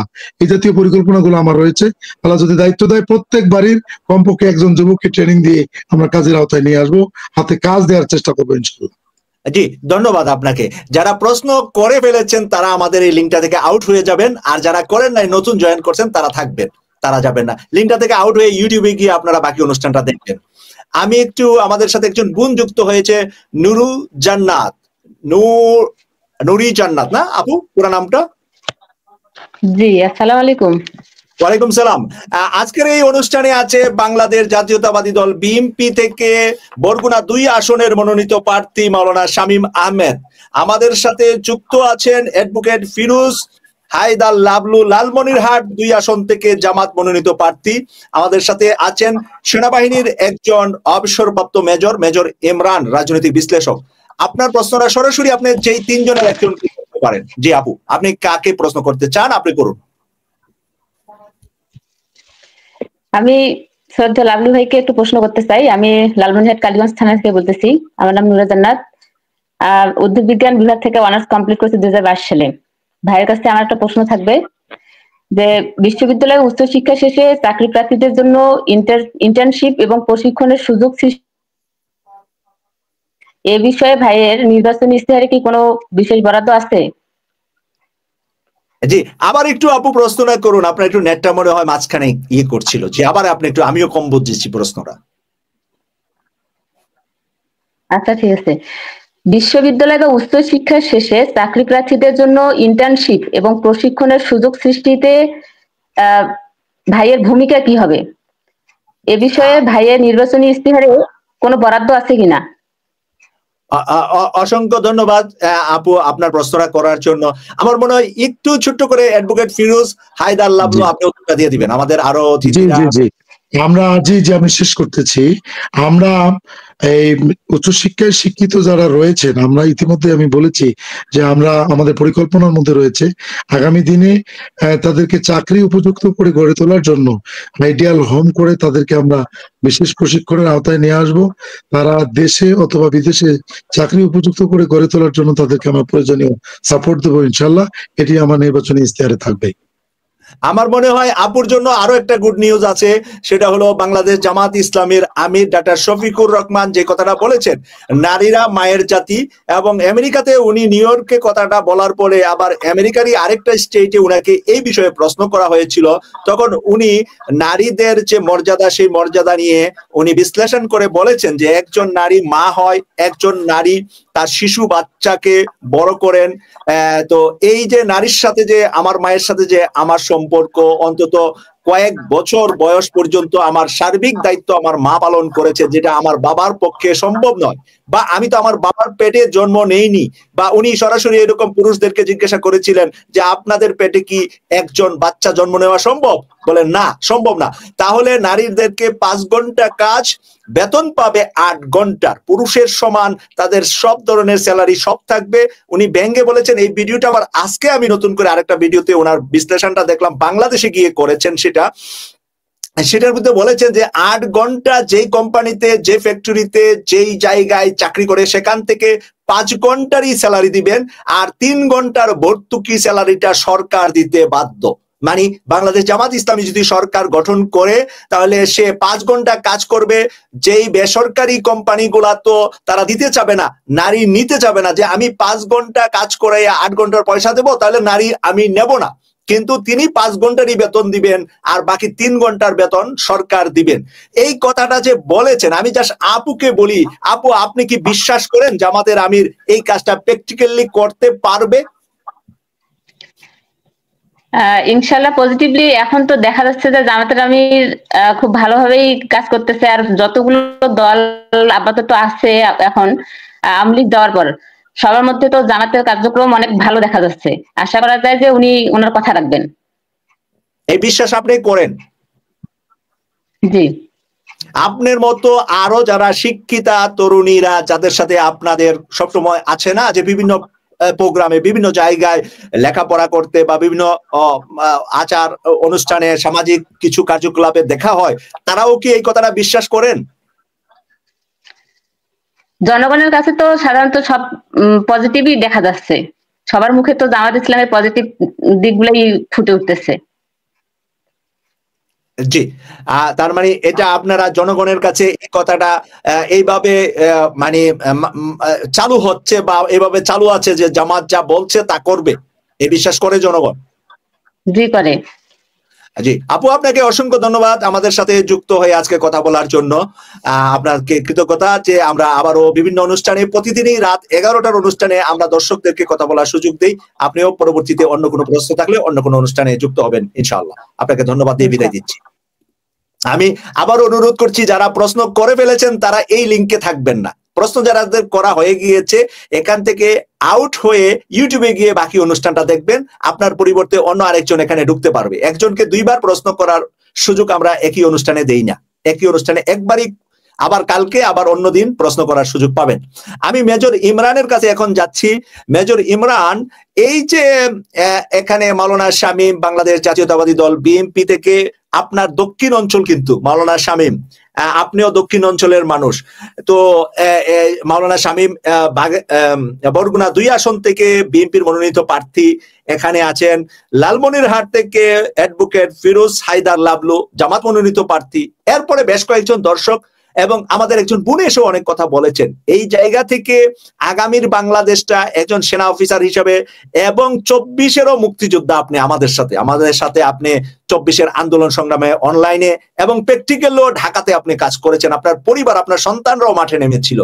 সেই জায়গা থেকে এই যে বিএনপি এই যে গণভোট হতে দিলেন না, বা হবে কি হবে না গণভোট, আর হইল নির্বাচনের দিন, এই যে গণভোটের বিরুদ্ধে দাঁড়ানো, সংস্কারের বিরুদ্ধে দাঁড়ানো, অনেক চুপুকে বাতিলের বিরুদ্ধে বিএনপি দাঁড়িয়েছে, সংবিধান বাতিলের বিরুদ্ধে বিএনপি দাঁড়িয়েছে, একজন সেনা অফিসার হিসাবে আপনার মন্তব্য কি এখানে? ধন্যবাদ মাসুক ভাই, আপনি যে প্রশ্নগুলি করেছেন খুবই প্রাসঙ্গিক এবং সমসাময়িক। তবে রাজনীতিকদের চিন্তাধারা আর আমাদের মতো যারা সামরিক বা বেসামরিক আমলা, আমাদের চিন্তাধারা কিন্তু এক না। কারণ আমরা যে প্রেক্ষাপটে দেখি ওনাদের কিন্তু অনেক ভিন্নভাবে দেখতে হয়। কিভাবে রাজনীতি যারা করে তাদের কিন্তু মানুষের পারসেপশনটা, মানুষের ধারণা, মানুষের সেন্টিমেন্ট, ধর্মীয় সেন্টিমেন্ট, তারপরে সাম্প্রদায়িক কিছু ব্যাপার থাকে, বিভিন্ন ধর্মের লোক থাকে, সবকিছু, তারপর কর্মীদের মন মানসিকতা, তারপরে একটা দলের মধ্যে চোর বাটপা সবই থাকে, গুন্ডা পান্ডা সবই থাকে। আপনার এগুলো লাঠিয়াল আছে, আপনি এগুলো অস্বীকার করতে পারবেন না বাংলাদেশের রাজনীতিতে, তৃতীয় বিশ্বে।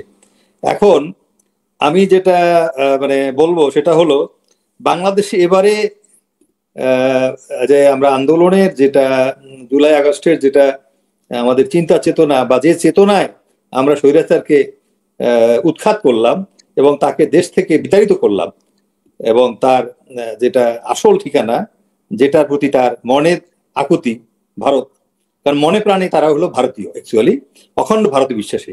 আওয়ামী লীগ হইলো একটা দল যারা জন্ম থেকে ভারতের দালালি এবং এজেন্ট হিসেবে কাজ করেছে। এটা রয়ের সাথে তাদের সম্পর্ক আগরতলা মামলা থেকে। সুতরাং এটা অস্বীকার করার কিচ্ছু নাই। যতই আপনি চিৎকার করুক, গলা চেঁচামেচি করুক, আওয়ামী লীগ হলো ভারতের একটা RSS বা এই যে একটা সংগঠনটাই, ছাত্রলীগ, যুবলীগ, RSS এর মডার্ন স্টাইলের একটি দল। এরা যা পারে বাংলাদেশের কোনো দল পারে না। কারণ বাংলাদেশের প্রত্যেকটা মানুষ, যতই বলেন আপনি বিএনপি দোষ ত্রুটি আছে, জামাতের একটা ভুল থাকতে পারে বড়, বা এরকম আমরা যাই বলি 71-এর কালার দিয়ে এটা ওটা বলি, এই চেতনা দিয়ে কিন্তু আওয়ামী লীগ 14-15 বছর এই দেশটা শাসন করছে। একেবারে 3টা ইলেকশন করেছে, এক এক ধরনের, যত প্রকার শঠতামি আছে, ধূর্ততামি আছে, শয়তানি বান্দ্রামি আছে, সবই করেছে। এরপরে এইটা কিন্তু বাংলাদেশের কোনো দল আর পারবে না, করবেও না। এখন জাতীয় পার্টির কথা যে বলে এত খারাপ, জাতীয় পার্টি আওয়ামী লীগের মতো খারাপ হইতে পারবে না আমি মোটামুটি, কারণ জাতীয় পার্টিতে আমি কিছু মানুষের বক্তব্য শুনেছি, দেখেছি। এই জন্য আমি মনে করি ওভারঅল যেটা আমাদের দেশের এখন যারা 24-এ যোদ্ধাদেরকে ওন করবে, 24 জুলাই আগস্টে যারা বিপ্লবীরা, গণঅভ্যুত্থানকারীরা, বৈষম্য বিরোধী আন্দোলনকারীরা, এটা কিন্তু একটা ছিল অরাজনৈতিক প্ল্যাটফর্ম। রাজনৈতিক দলগুলির এটাখানে সংশ্লিষ্টতা ছিল, অস্বীকার করেছে, কিন্তু ছিল, আমি জানি ছিল, এবং এটা জামাত অস্বীকার করে নাই। আমি শিবিরের কর্মীকে দেখেছি, আমি ছাত্র দলের কর্মীকে দেখেছি, কিন্তু বিএনপির নেতারা অস্বীকার করেছে।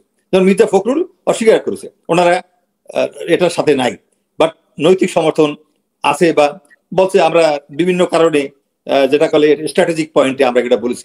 এটা রাজনীতিতে অনেক খেলা আছে ভাই। এখন যে যত রাজনৈতিক ভালো প্লেয়ার, কূটকৌশল ভালো জানে, সে হাসিনার মতো 15 বছর থাকতে পারে বিনা ভোটে, এবং ভারতের মতো একটা দেশ যদি থাকে তার পাশে। তো আসলে আমাদের ওইটা বড় কথা না, বড় কথা হলো এবারে ইলেকশন হবে। আমি যেটা বলি, জামাতের শফিক সাহেবের ব্যক্তিগত কিছু কর্মকাণ্ড আছে যেগুলি মানুষ খুব পছন্দ করে। যেমন ধরেন, যখন একটা বন্যা হল, ডক্টর শফিক সাহেবের বন্যার সময় যে সারা বন্যা এলাকাগুলিতে ভিজিট, ত্রাণ দেওয়া তার ছেলেপেলেদের, এটা আমরা অভিভূত হয়ে গেছি। আমরা একটা দল কোনোদিন ক্ষমতায় দেয় না, হয়তো বিএনপির সাথে একটা ছিল আংশিকভাবে, কিন্তু তাদের 2টা মিনিস্টার ছিল, তাদের কোনো দুর্নাম নেই, আর্থিক কোনো সংশ্লেষ নেই, এটা কিন্তু ক্লিন ম্যান। তাদেরকে আপনি ওই 71 বলে জবাই করে দিয়েছেন, কারণ ওটা ভারতের ডাইরেকশন ছিল। ভারতের ইচ্ছা পূরণ করছে হাসিনা, আর কিছুই না, ক্ষমতায় থাকার জন্য।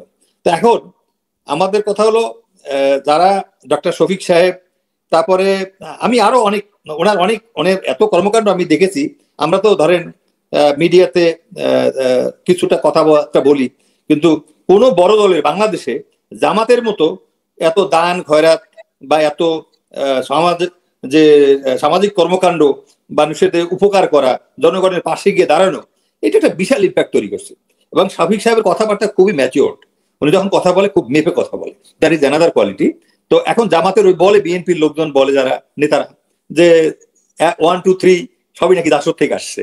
আরে ভাই, বিএনপিতে তো লোকজন আওয়ামী লীগ থেকে আসছে না, মুসলিম লীগ থেকে আসে নাই, রাজাঘাট থেকে আসে নাই, সবই তো আসে, সব দলই আছে। আর যে আওয়ামী লীগ বড় গলা করতো, ওই আওয়ামী লীগের রাজাঘাট বেশি। সুতরাং ওই সমস্ত মানুষ আর খায় না। মানুষ এখন হয় কি, মানুষ দেখে ব্যক্তিগতভাবে মানুষটা কেমন। আর জামাতে হয় কি, ধরেন আমরা ওই যে মৌদুদিবাদ বা অনেকে পছন্দ করে না, এটাও আমরাও মনে করি যে ভুল বোঝাবুঝি থাকতে পারে, কিন্তু বেসিক্যালি জামাতের নেতাদের চারিত্রিক দিকটা আপনি যদি মূল্যায়ন করেন, আপনি দেখবেন তারা অন্যান্য দলের নেতাকর্মীদের চেয়ে অ্যাভারেজে তারা চারিত্রিক ভাবে অনেক উত্তম। এটা আমার এলাকায় যেমন একটা আছে, বাউফল একটা ছেলে আছে ডক্টর মাসুদ। আমি এই মাসুদের আমি কিছু বক্তব্য শুনেছি, তা আমি দেখেছি হি talks so nice, so sensible, তার কথাবার্তা। তো সুতরাং আই এম ইমপ্রেসড। এখন এরকম কথাবার্তা। জি মেজর ইমরান, আমরা কয়েকজন একটু দর্শকের কথা একসাথে নেই, তারপরে আপনারা তিনজনের কাছে আমরা আরেকটু শেষ করি ভাই, একটু শেষ করি, আপনি 2 মিনিট সময় দেন, একটু শেষ করি। আমি অ্যাকচুয়ালি লালমনিরহাটের যে ভাই আমার অ্যাডভোকেট ফিরোজ হায়দার লাবলু ভাই, উনি হলো আদিতপাড়ি আর ইয়া নিয়ে কি বললো, যে কালীগঞ্জ নিয়ে। এখন অ্যাকচুয়ালি ওই জায়গাটা হলো জাতীয় পার্টির দুর্গ ছিল, এরশাদ সাহেবের মামা ভোলা মিয়া, রিয়াজউদ্দিন ভোলা মিয়া ওইখানে। আর লালমনিরহাট যেমন আসাদুল্লাহ হাবিব দুলু সাহেব ইলেকশন করে জিতেছে, তারপরে ওখানে আছে আরো কিছু আছে, এখন ওনাদের পাশেই আছে। কিন্তু লালমনিরহাট কিন্তু আগে যত আমরা আনডেভেলপ দেখেছি, এখন ওরকম নাই। আগে ছিল ব্যারেইন, একেবারে কিচ্ছু নাই, তিস্তার বালু চর। এখন কিন্তু গাছপালা অনেক হয়েছে এনজিও গিয়ে।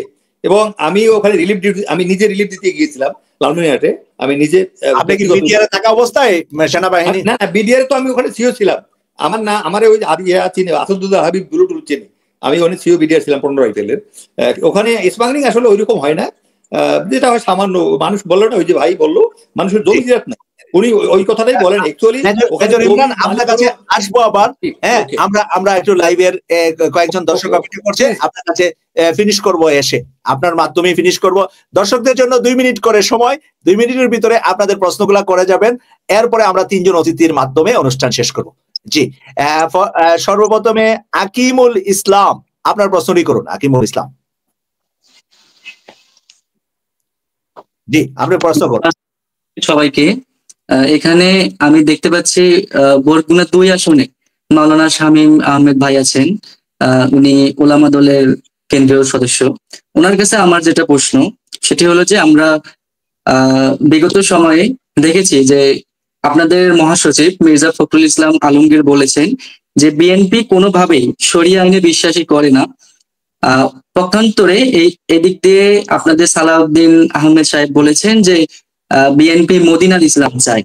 তো আসলে যখন 2 জন কেন্দ্রীয় নেতার বক্তব্যের মধ্যে কোনো মিল আমরা খুঁজে পাই না, তখন আসলে আমরা বিভ্রান্তে পড়ে যাই যে আসলে বিএনপি কি আসলেই মদিনা আইনে বিশ্বাসী, নাকি জাতীয়তাবাদ নামক কুফরি আইনে বিশ্বাসী। আরেকটা বিষয় হলো, যেহেতু আপনি একজন আলেম মানুষ আসলে দেখেই বোঝা যাচ্ছে, তো আপনার কাছে সব থেকে বড় যেটি প্রশ্ন, আমরা 5 আগস্ট পরবর্তী সময়ে যেটা বাস্তব চিত্র দেখতে পাচ্ছি এবং যেটা একদম প্রমাণিত, যে ছাত্র দল, যুব দল এবং বিএনপির টপার লিডাররা, এটা একদম সংবাদ মাধ্যম সব দিক দিয়ে একদম স্বীকৃত, তারা চাঁদাবাজি, ধর্ষণ এবং পাথর মেরে মানুষ খুন। আসলে এটা কি সেই মদিনা সনদের 47 কোনো ধারায় আছে কিনা, এটা একটু আপনি বলে দিবেন। এটা আপনার প্রশ্ন ছিল, এটা আশা করি আপনি উত্তর দেবেন। এতটুকুই থাকুক, আর বাড়া দরকার নাই। মানে আপনি অনেক হার্ড প্রশ্ন করে ফেলেছেন। শামীম ভাই, আরেকজন দর্শকের প্রশ্ন নিয়ে আপনার কাছে আসি। আপনি এই প্রশ্নটা খেয়াল রাখবেন, নোট রাখতেছেন আমি দেখতেছি, এবং যাকে যে প্রশ্ন করা হয় নোট রাখবেন। আপনাদের বক্তব্যের সময় দর্শকের প্রশ্নের গুলা উত্তর দিবেন। জাহাঙ্গীর আলম ভাই, আপনার ক্যামেরাটা বন্ধ আছে, ক্যামেরাটা ওপেন করলে আমরা হাসান আল বান্না নাকি হাসান আল বান্না, বান্নাটা বান্নু হয়েছে, সমস্যা নাই, এটা টাইপিং এ ভুল হয়েছে, হাসান আল বান্না এটাই হবে। জি আপনি প্রশ্ন করুন। আমার প্রশ্নটা হচ্ছে যে স্থানীয় তরুণ উদ্যোক্তাদের জন্য স্টার্টআপের জন্য সহজ শর্তে ঋণ এবং সরকারি সহায়তা নিশ্চিত করার জন্য আপনাদের পরিকল্পনা কি হবে? আমার প্রশ্নটা হচ্ছে বিএমপির ভাইয়ের কাছে। ভেরি গুড, দুইজনই প্রশ্ন শামীম ভাই করছে। শামীম ভাই একটু নোট রাখেন, যে দর্শক যে আচ্ছা, আমরা দুইজনকে ধন্যবাদ দিচ্ছি প্রশ্ন করার জন্য। আমরা আরেকজন ভাই আরফান আলী সিরাজ, জাহাঙ্গীর আলমকে চেহারা দেখতেছি না, চেহারা দেখলে সুযোগ দেওয়া যাবে। আরফান আলী সিরাজগঞ্জ থেকে, তাই না? আচ্ছা, আপনি প্রশ্ন করুন। জি প্রশ্ন করুন। আসসালামু আলাইকুম।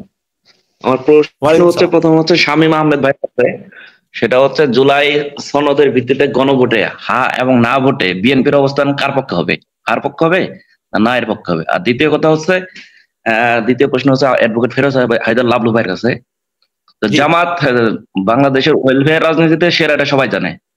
আন্তর্জাতিক রাজনীতিতে উত্তরবঙ্গের ভূখণ্ড এখন খুব গুরুত্বপূর্ণ, সেই ক্ষেত্রে জামাতের অবস্থান কিরকম হবে? যেমন লালমনিরহাট বিমানবন্দর, তিস্তা ব্যারেজ এবং উত্তরবঙ্গের উন্নয়নে আন্তর্জাতিক ইন্ডিয়ার সাথে সম্পর্কের ক্ষেত্রে জামাতের অবস্থান কি, এই বিষয়গুলো জানতে চাচ্ছি। অসংখ্য ধন্যবাদ। অনেক অনেক হার্ড প্রশ্ন আসতেছে, মনে হচ্ছে শামীম ভাইকে বেশি অ্যাটাক করছে দর্শকরা। শামীম ভাই আপনি রেডি হন, দর্শকদের পর্বটা শেষ হলে আপনি কথা বলবেন। আব্দুল আউয়াল রাসেল, আপনাকে 2 মিনিট সময় প্রশ্ন করতে হবে, 2 মিনিটের মতো। আব্দুল আউয়াল রাসেল প্রশ্ন করুন। অসংখ্য ধন্যবাদ আমাকে সুযোগ দেওয়ার জন্য। আমার প্রশ্নটা হচ্ছে বিএনপি নেতা মাওলানা শামীম আহমেদের কাছে, যে আমরা জুলাই পরবর্তী সময় দেখতেছি আওয়ামী লীগের প্রশ্নে সবাই ঐক্যবদ্ধ, কিন্তু আমরা বিএনপির মহাসচিব মির্জা ফখরুলের একটা বক্তব্য আমরা দেখলাম যে কয়েকদিন আগে তিনি বলল যে, জি বলেন, কি বলছে মির্জা ফখরুল ইসলাম?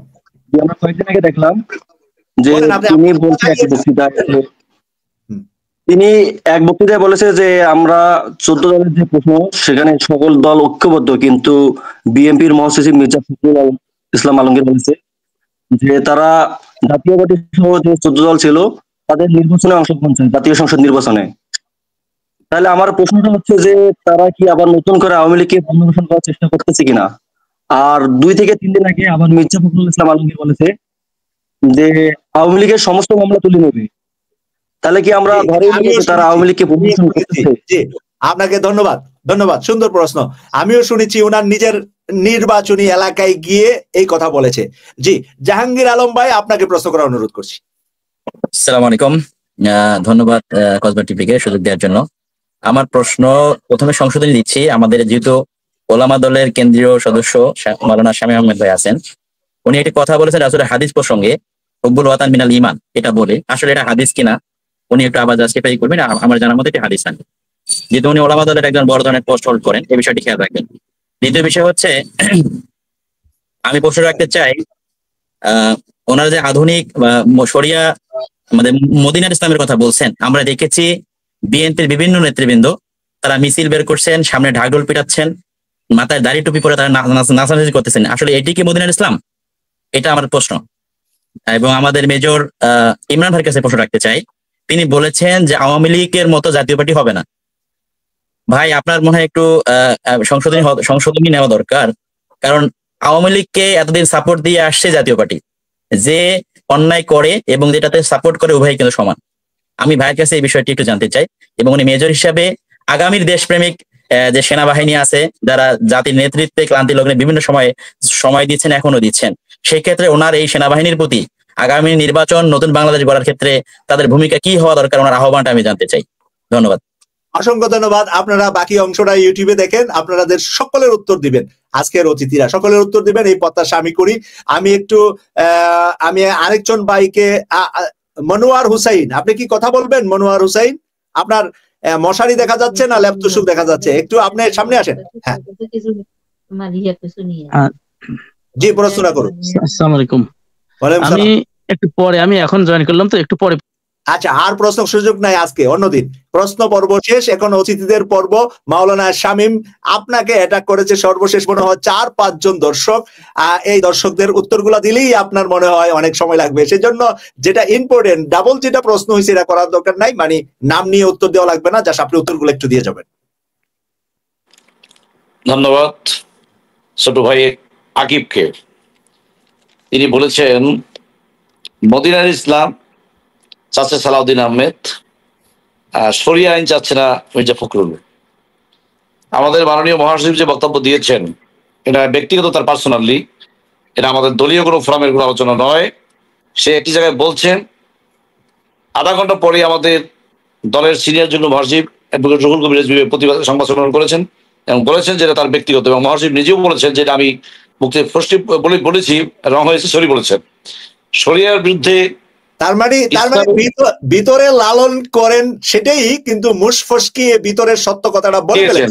তিনি একজন মুসলমান, যেহেতু তিনি একজন নাস্তিক, নাকি যেহেতু তিনি একজন নাস্তিক তাই নাস্তিক মুসলমান, মানে সত্য কথাটা পেটে ছিল, এটা মুখ দিয়ে বেরিয়ে হয়ে গেছে। নাস্তিক না, তিনি নামাজ পড়েন, রোজা রাখেন, সবই করেন, মুসলমান মাঝে মাঝে। শরিয়া আইন এটা তার পার্সোনালি ব্যাপার, এটা আমাদের ব্যাপার না, দলীয় ফোরাম এটা টানা যাবে না।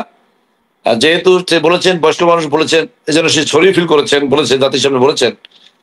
দ্বিতীয়ত হচ্ছে সালাউদ্দিনের কথা বলছেন যে মদিনার ইসলাম চাচ্ছে। হ্যাঁ, মদিনার ইসলাম আমরা সবাই চাই, আমরা মদিনার ইসলাম চাই না এমন মানুষ নাই, আছে? মানবতার মুক্তির দিশারি নবিকুল সম্রাট জানাবে মোহাম্মদ রাসূল সাল্লাল্লাহু আলাইহি ওয়াসাল্লাম যে ইসলাম, সেই ইসলামে আমরা সকলেই চাই। কি বিএনপি, কি জামাত ইসলাম, কি চরমনাই, অন্য দল আদার্স পার্টি, সবাই চায়। নাস্তিক যারা তারাও তো বেশি আস্তিক হতে নাস্তিক হয়ে যায়, এরকম হচ্ছে না? অনেক আমাদের লন্ডনে একজন হয়েছে, মনে আছে মাসুক ভাই? মনে আছে আপনার? অনেক সিদ্ধান্ত আমরা যখন আন্দোলন সংগ্রাম করতাম আমাদের সাথে ছিল, মনে আছে আপনার? অনেক কিছু করতো, হঠাৎ করে সে আস্তিক হয়ে নাস্তিক হয়ে গেছে, অনেক বড় শিক্ষিত। সো মদিনার ইসলাম সবাই আমরা চাই। আর ছোট ভাই যে কথা বলছেন, চাঁদাবাজের কথা বলছেন, চাঁদাবাজ, হ্যাঁ চাঁদাবাজে আমরা বলবো না যে হয়নি, করেনি, এরকম না। যেটা রিউমার ছড়ানো হচ্ছে অতটা নয়, কিছু কিছু জায়গায় হয়েছে, এটার প্রতিবাদ আমরা করেছি। দেখেছেন আমার বরগুনা 2-তে অনেক নব্য বিএনপি যারা কোনো সময় দল করে নাই, 5 তারিখের পরে তারা চাঁদাবাজি করেছেন। কারা তারা দলের সাথে সম্পৃক্ত নয়, দুর্নাম কিন্তু দলেরই হয়েছে। এটার প্রতিবাদ আমি দেখেছি, আপনি দেখেছেন, যেহেতু আপনি মিডিয়া ব্যক্তিত্ব প্রতিনিয়তই দেখেছেন আমি প্রতিবাদ করেছি। আপনার টিভিতেও প্রতিবাদ করেছিলাম, এনটিভিতে করেছি, চ্যানেল আইতে করেছি, আর টিভিতে করেছি, এশিয়া টিভিতে করেছি, প্রতিবাদ ঝড় তুলেছিলাম। ইভেন বিএনপির ভারপ্রাপ্ত চেয়ারম্যানের সামনে বক্তব্য দিয়ে বলছিলাম সন্ত্রাস চাঁদাবাজ আমাদের দলের মধ্যে জায়গা হবে না, দেওয়া যাবে না। এবং এই 5 তারিখের পরে যারা নব্য বিএনপি এসেছেন তারাই কিন্তু এই ঘটনা ঘটিয়েছেন দুর্নাম ফলাবার জন্য। সোহাগ বলছে ইট দিয়ে মেরেছেন, ইট দিয়ে পাথর দিয়ে মেরেছেন। আসলে কি আমাদের দলের কোনো নেতা ছিল? যেই লোক, ওই সোহাগের বাড়ি আমাদের বরগুনা জেলার কাকচিরা ইউনিয়নের, আমারই ভোটার ছিল ওরা, ওর ফ্যামিলি সবাই তো আমার ভোটার। সোহাগের বাড়িতে আমার লোকজন গিয়েছিল। এই সোহাগের যে ঘটনা ঘটেছে তার দোকান নিয়ে একটা দ্বন্দ্ব ছিল, যার সাথে দ্বন্দ্ব ছিল সেও কিন্তু বিএনপির ছিল না। ওই 5 তারিখের পরে বিএনপি সাথে ছিল ওইরকম, কিন্তু স্লোগানে তো জয় বাংলা, দেখছে যে জয় বাংলা বলে সব জায়গায়, কি বলে বাদাম পড়ে, এই সে বিএনপি, সেই বিএনপি, কাজে এটা বিএনপির উপর দোষটা চলবে না। থার্ড বলেছেন যে আওয়ামী লীগের পুনর্বাসনের জন্য বলছেন মহাসচিব যে কথাটা বলেছেন বাস্তবতা পুরোপুরি শুনতে হবে। মহাসচিব যে বক্তব্য দিয়েছে এই বক্তব্যটা পুরোপুরি শুনতে হবে, কারণ আমরা আন্দোলন সংগ্রাম করেছি। এখানে যারা আছেন, বিশেষ করে এই যে কসবা টিভির যিনি রয়েছেন মাসুক ভাই, দেখেছেন উনি জুলাইয়ের আন্দোলনে সবচাইতে বড় ভূমিকা ছিল আমার লন্ডনে। একটানা 8 ঘন্টা আমি স্লোগান দিয়েছি, যেখানে বিএনপি জামাত সব ছিল। আমার এক স্লোগানে সারা পৃথিবী টনটনে গিয়েছিল। আপনারা দেখেছেন আমার বক্তৃতা এবং আমার স্লোগানে, ফেসবুক সোশ্যাল মিডিয়া দেখেছেন, আমি এবং যুক্তরাজ্য বিএনপি সভাপতি মালিক ভাইয়ের নেতৃত্বে আন্দোলন সংগ্রাম করে সারা পৃথিবী যখন কলম ধরতে জানেন, একটা লাইন কেউ একটা ওয়ার্ড কোনো ব্যক্তি ফেসবুকে সোশ্যাল মিডিয়া দিত না, আমি কিন্তু দিয়েছিলাম। আমার সাথে যে বৈষম্য করা হয়েছিল, আমার বিরুদ্ধে 68টা মামলা দিয়েছিল, আমার পাসপোর্ট 16 বছর আটকে রেখেছিল, আমার ওয়াইফের পাসপোর্ট আটকে রেখেছিল, আমার ফ্যামিলির উপর নির্যাতন করেছিল। আমি কিন্তু জুলাইয়ের একজন যোদ্ধা। এই সাক্ষী রয়েছে আজকে যিনি উপস্থাপক, এই টিভির যে চেয়ারম্যান মাসুক ভাই, তিনি দেখেছেন জুলাইয়ের প্রথম শহীদ আলতাফ আলী পার্কের সর্বপ্রথম যে জাতীয় ফ্ল্যাগটা, বিশাল ফ্ল্যাগ উড়ানো হয়েছিল, সেই ফ্ল্যাগদারি কিন্তু আমিও ছিলাম। ফজরের নামাজের পর যখন শুনেছি যে লন্ডনে বাংলাদেশের সাথে 6 ঘন্টা ডিফারেন্স, ফজরের নামাজের পরে শহীদ আলতাফ আলী পার্কে আমরা গিয়েছি, মনে আছে আপনার? আমরা মিষ্টি বিতরণ করেছিলাম, তখন বিএনপি এবং জামাত সকলে ভাই ভাই ছিলাম, দ্বন্দ্ব ছিল না। কোত্থেকে কি আসলো, কোত্থেকে কি করলো, হঠাৎ করে ডিবেট তৈরি করলো। এই ডিবেট নয়, আমরা স্বাধীনতার পক্ষের শক্তি। এখানে রাজাকার বলতে কোনো শব্দ বাংলাদেশে এখন আর নেই। আমি মেসেজ ক্লিয়ার করে দিচ্ছি।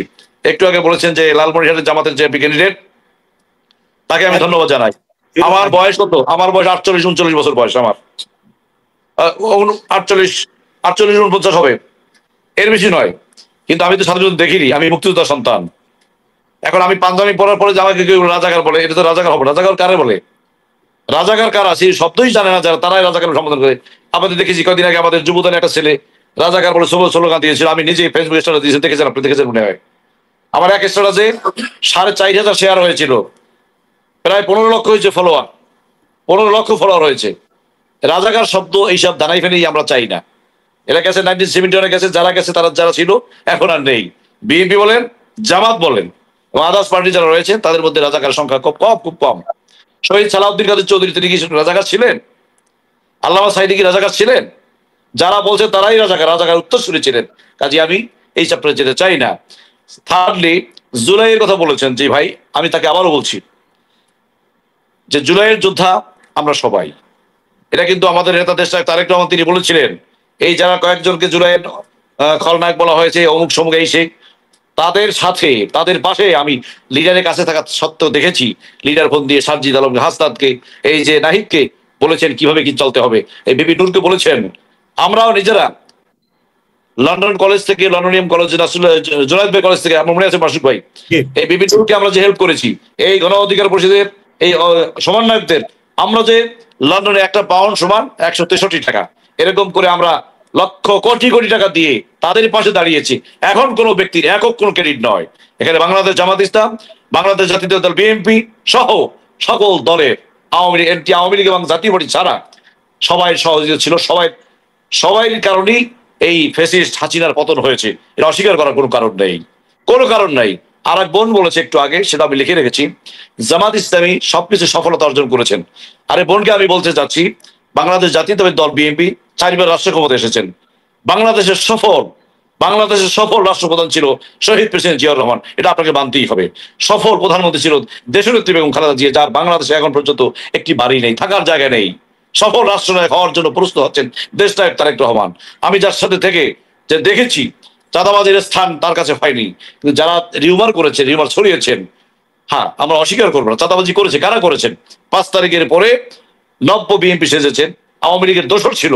আপনারা যেখানে পাবেন তাদেরকে ধরিয়ে দিবেন। আমি আমার এই লাইভে বলছি, আজকে চ্যালেঞ্জ করে দিয়ে বলছি, আমাদের দলের মধ্যে যদি কোনো ব্যক্তি চাঁদাবাজি করে আপনারা ধরে গাছের সাথে বেঁধে আমাদের খবর দেবেন, প্রশাসনকে খবর দেবেন। আমার নেতা বলছেন, তারেক রহমান বলছেন যে বিএনপির মধ্যে যদি কোনো চাঁদাবাজি থেকে থাকে, কোনো চাঁদাবাজি বিএনপির নাম ধরে চাঁদাবাজি করতে, দৌড়ে বেঁধে প্রশাসন খবর দেবেন, তাদের কোনো বাধা নাই।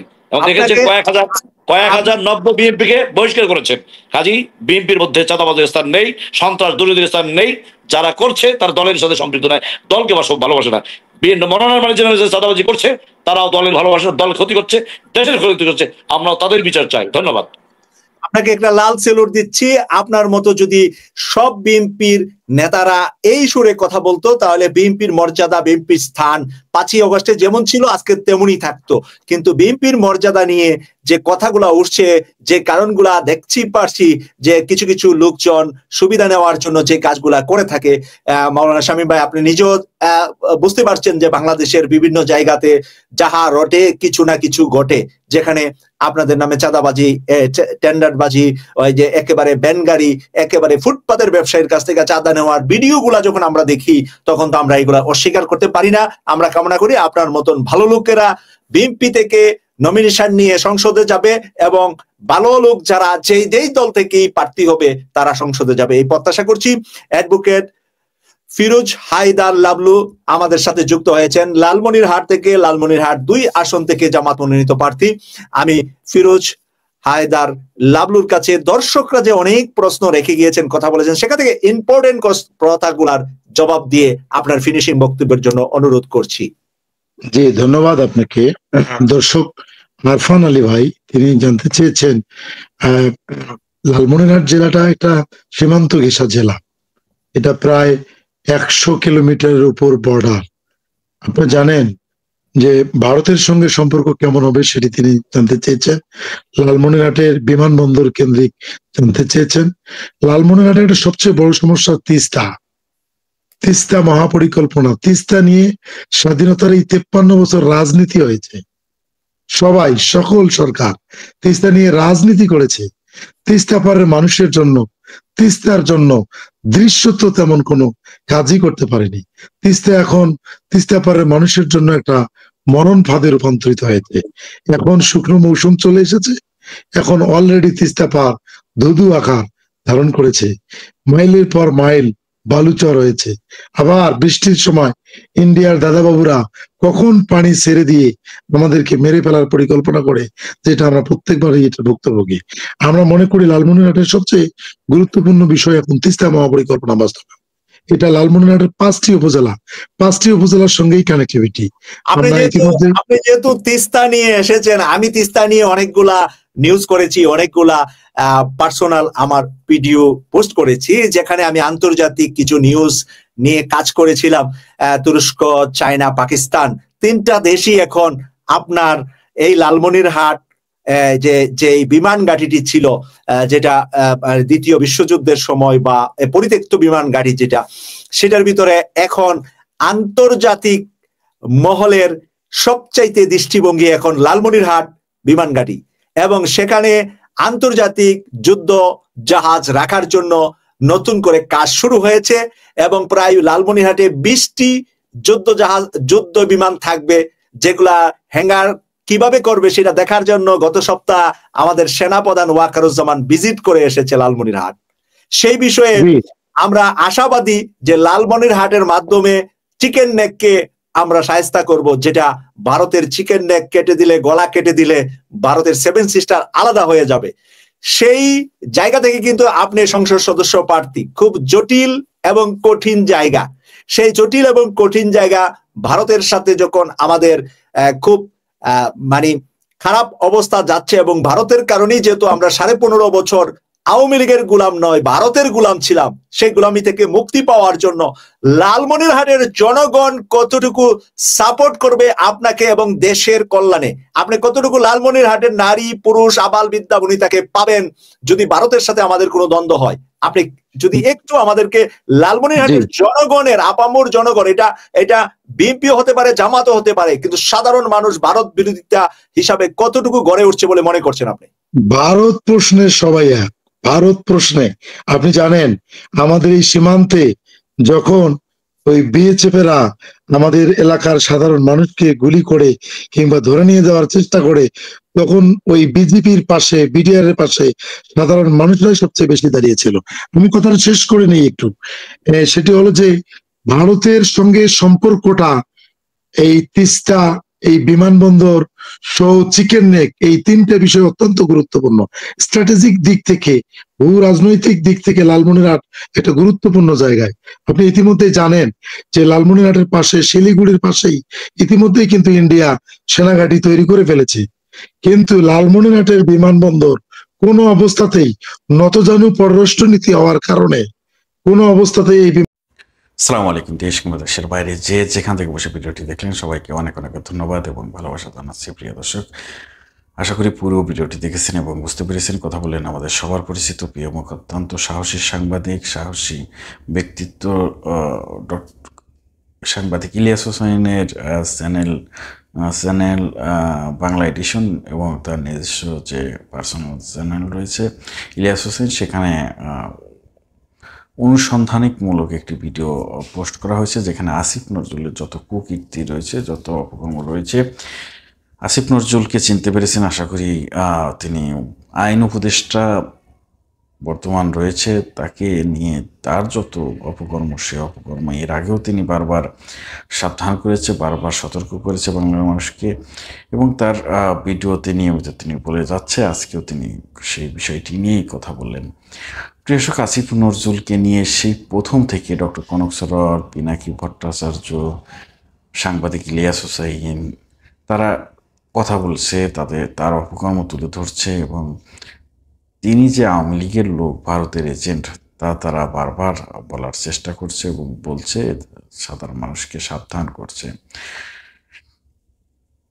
তিনি বঙ্গবন্ধুকে ব্যাপক শ্রদ্ধা করে, শেখ মুজিবকে ব্যাপক ভক্তি করে আমরা দেখেছি, এবং তার ভক্তির যেন শেষ নেই।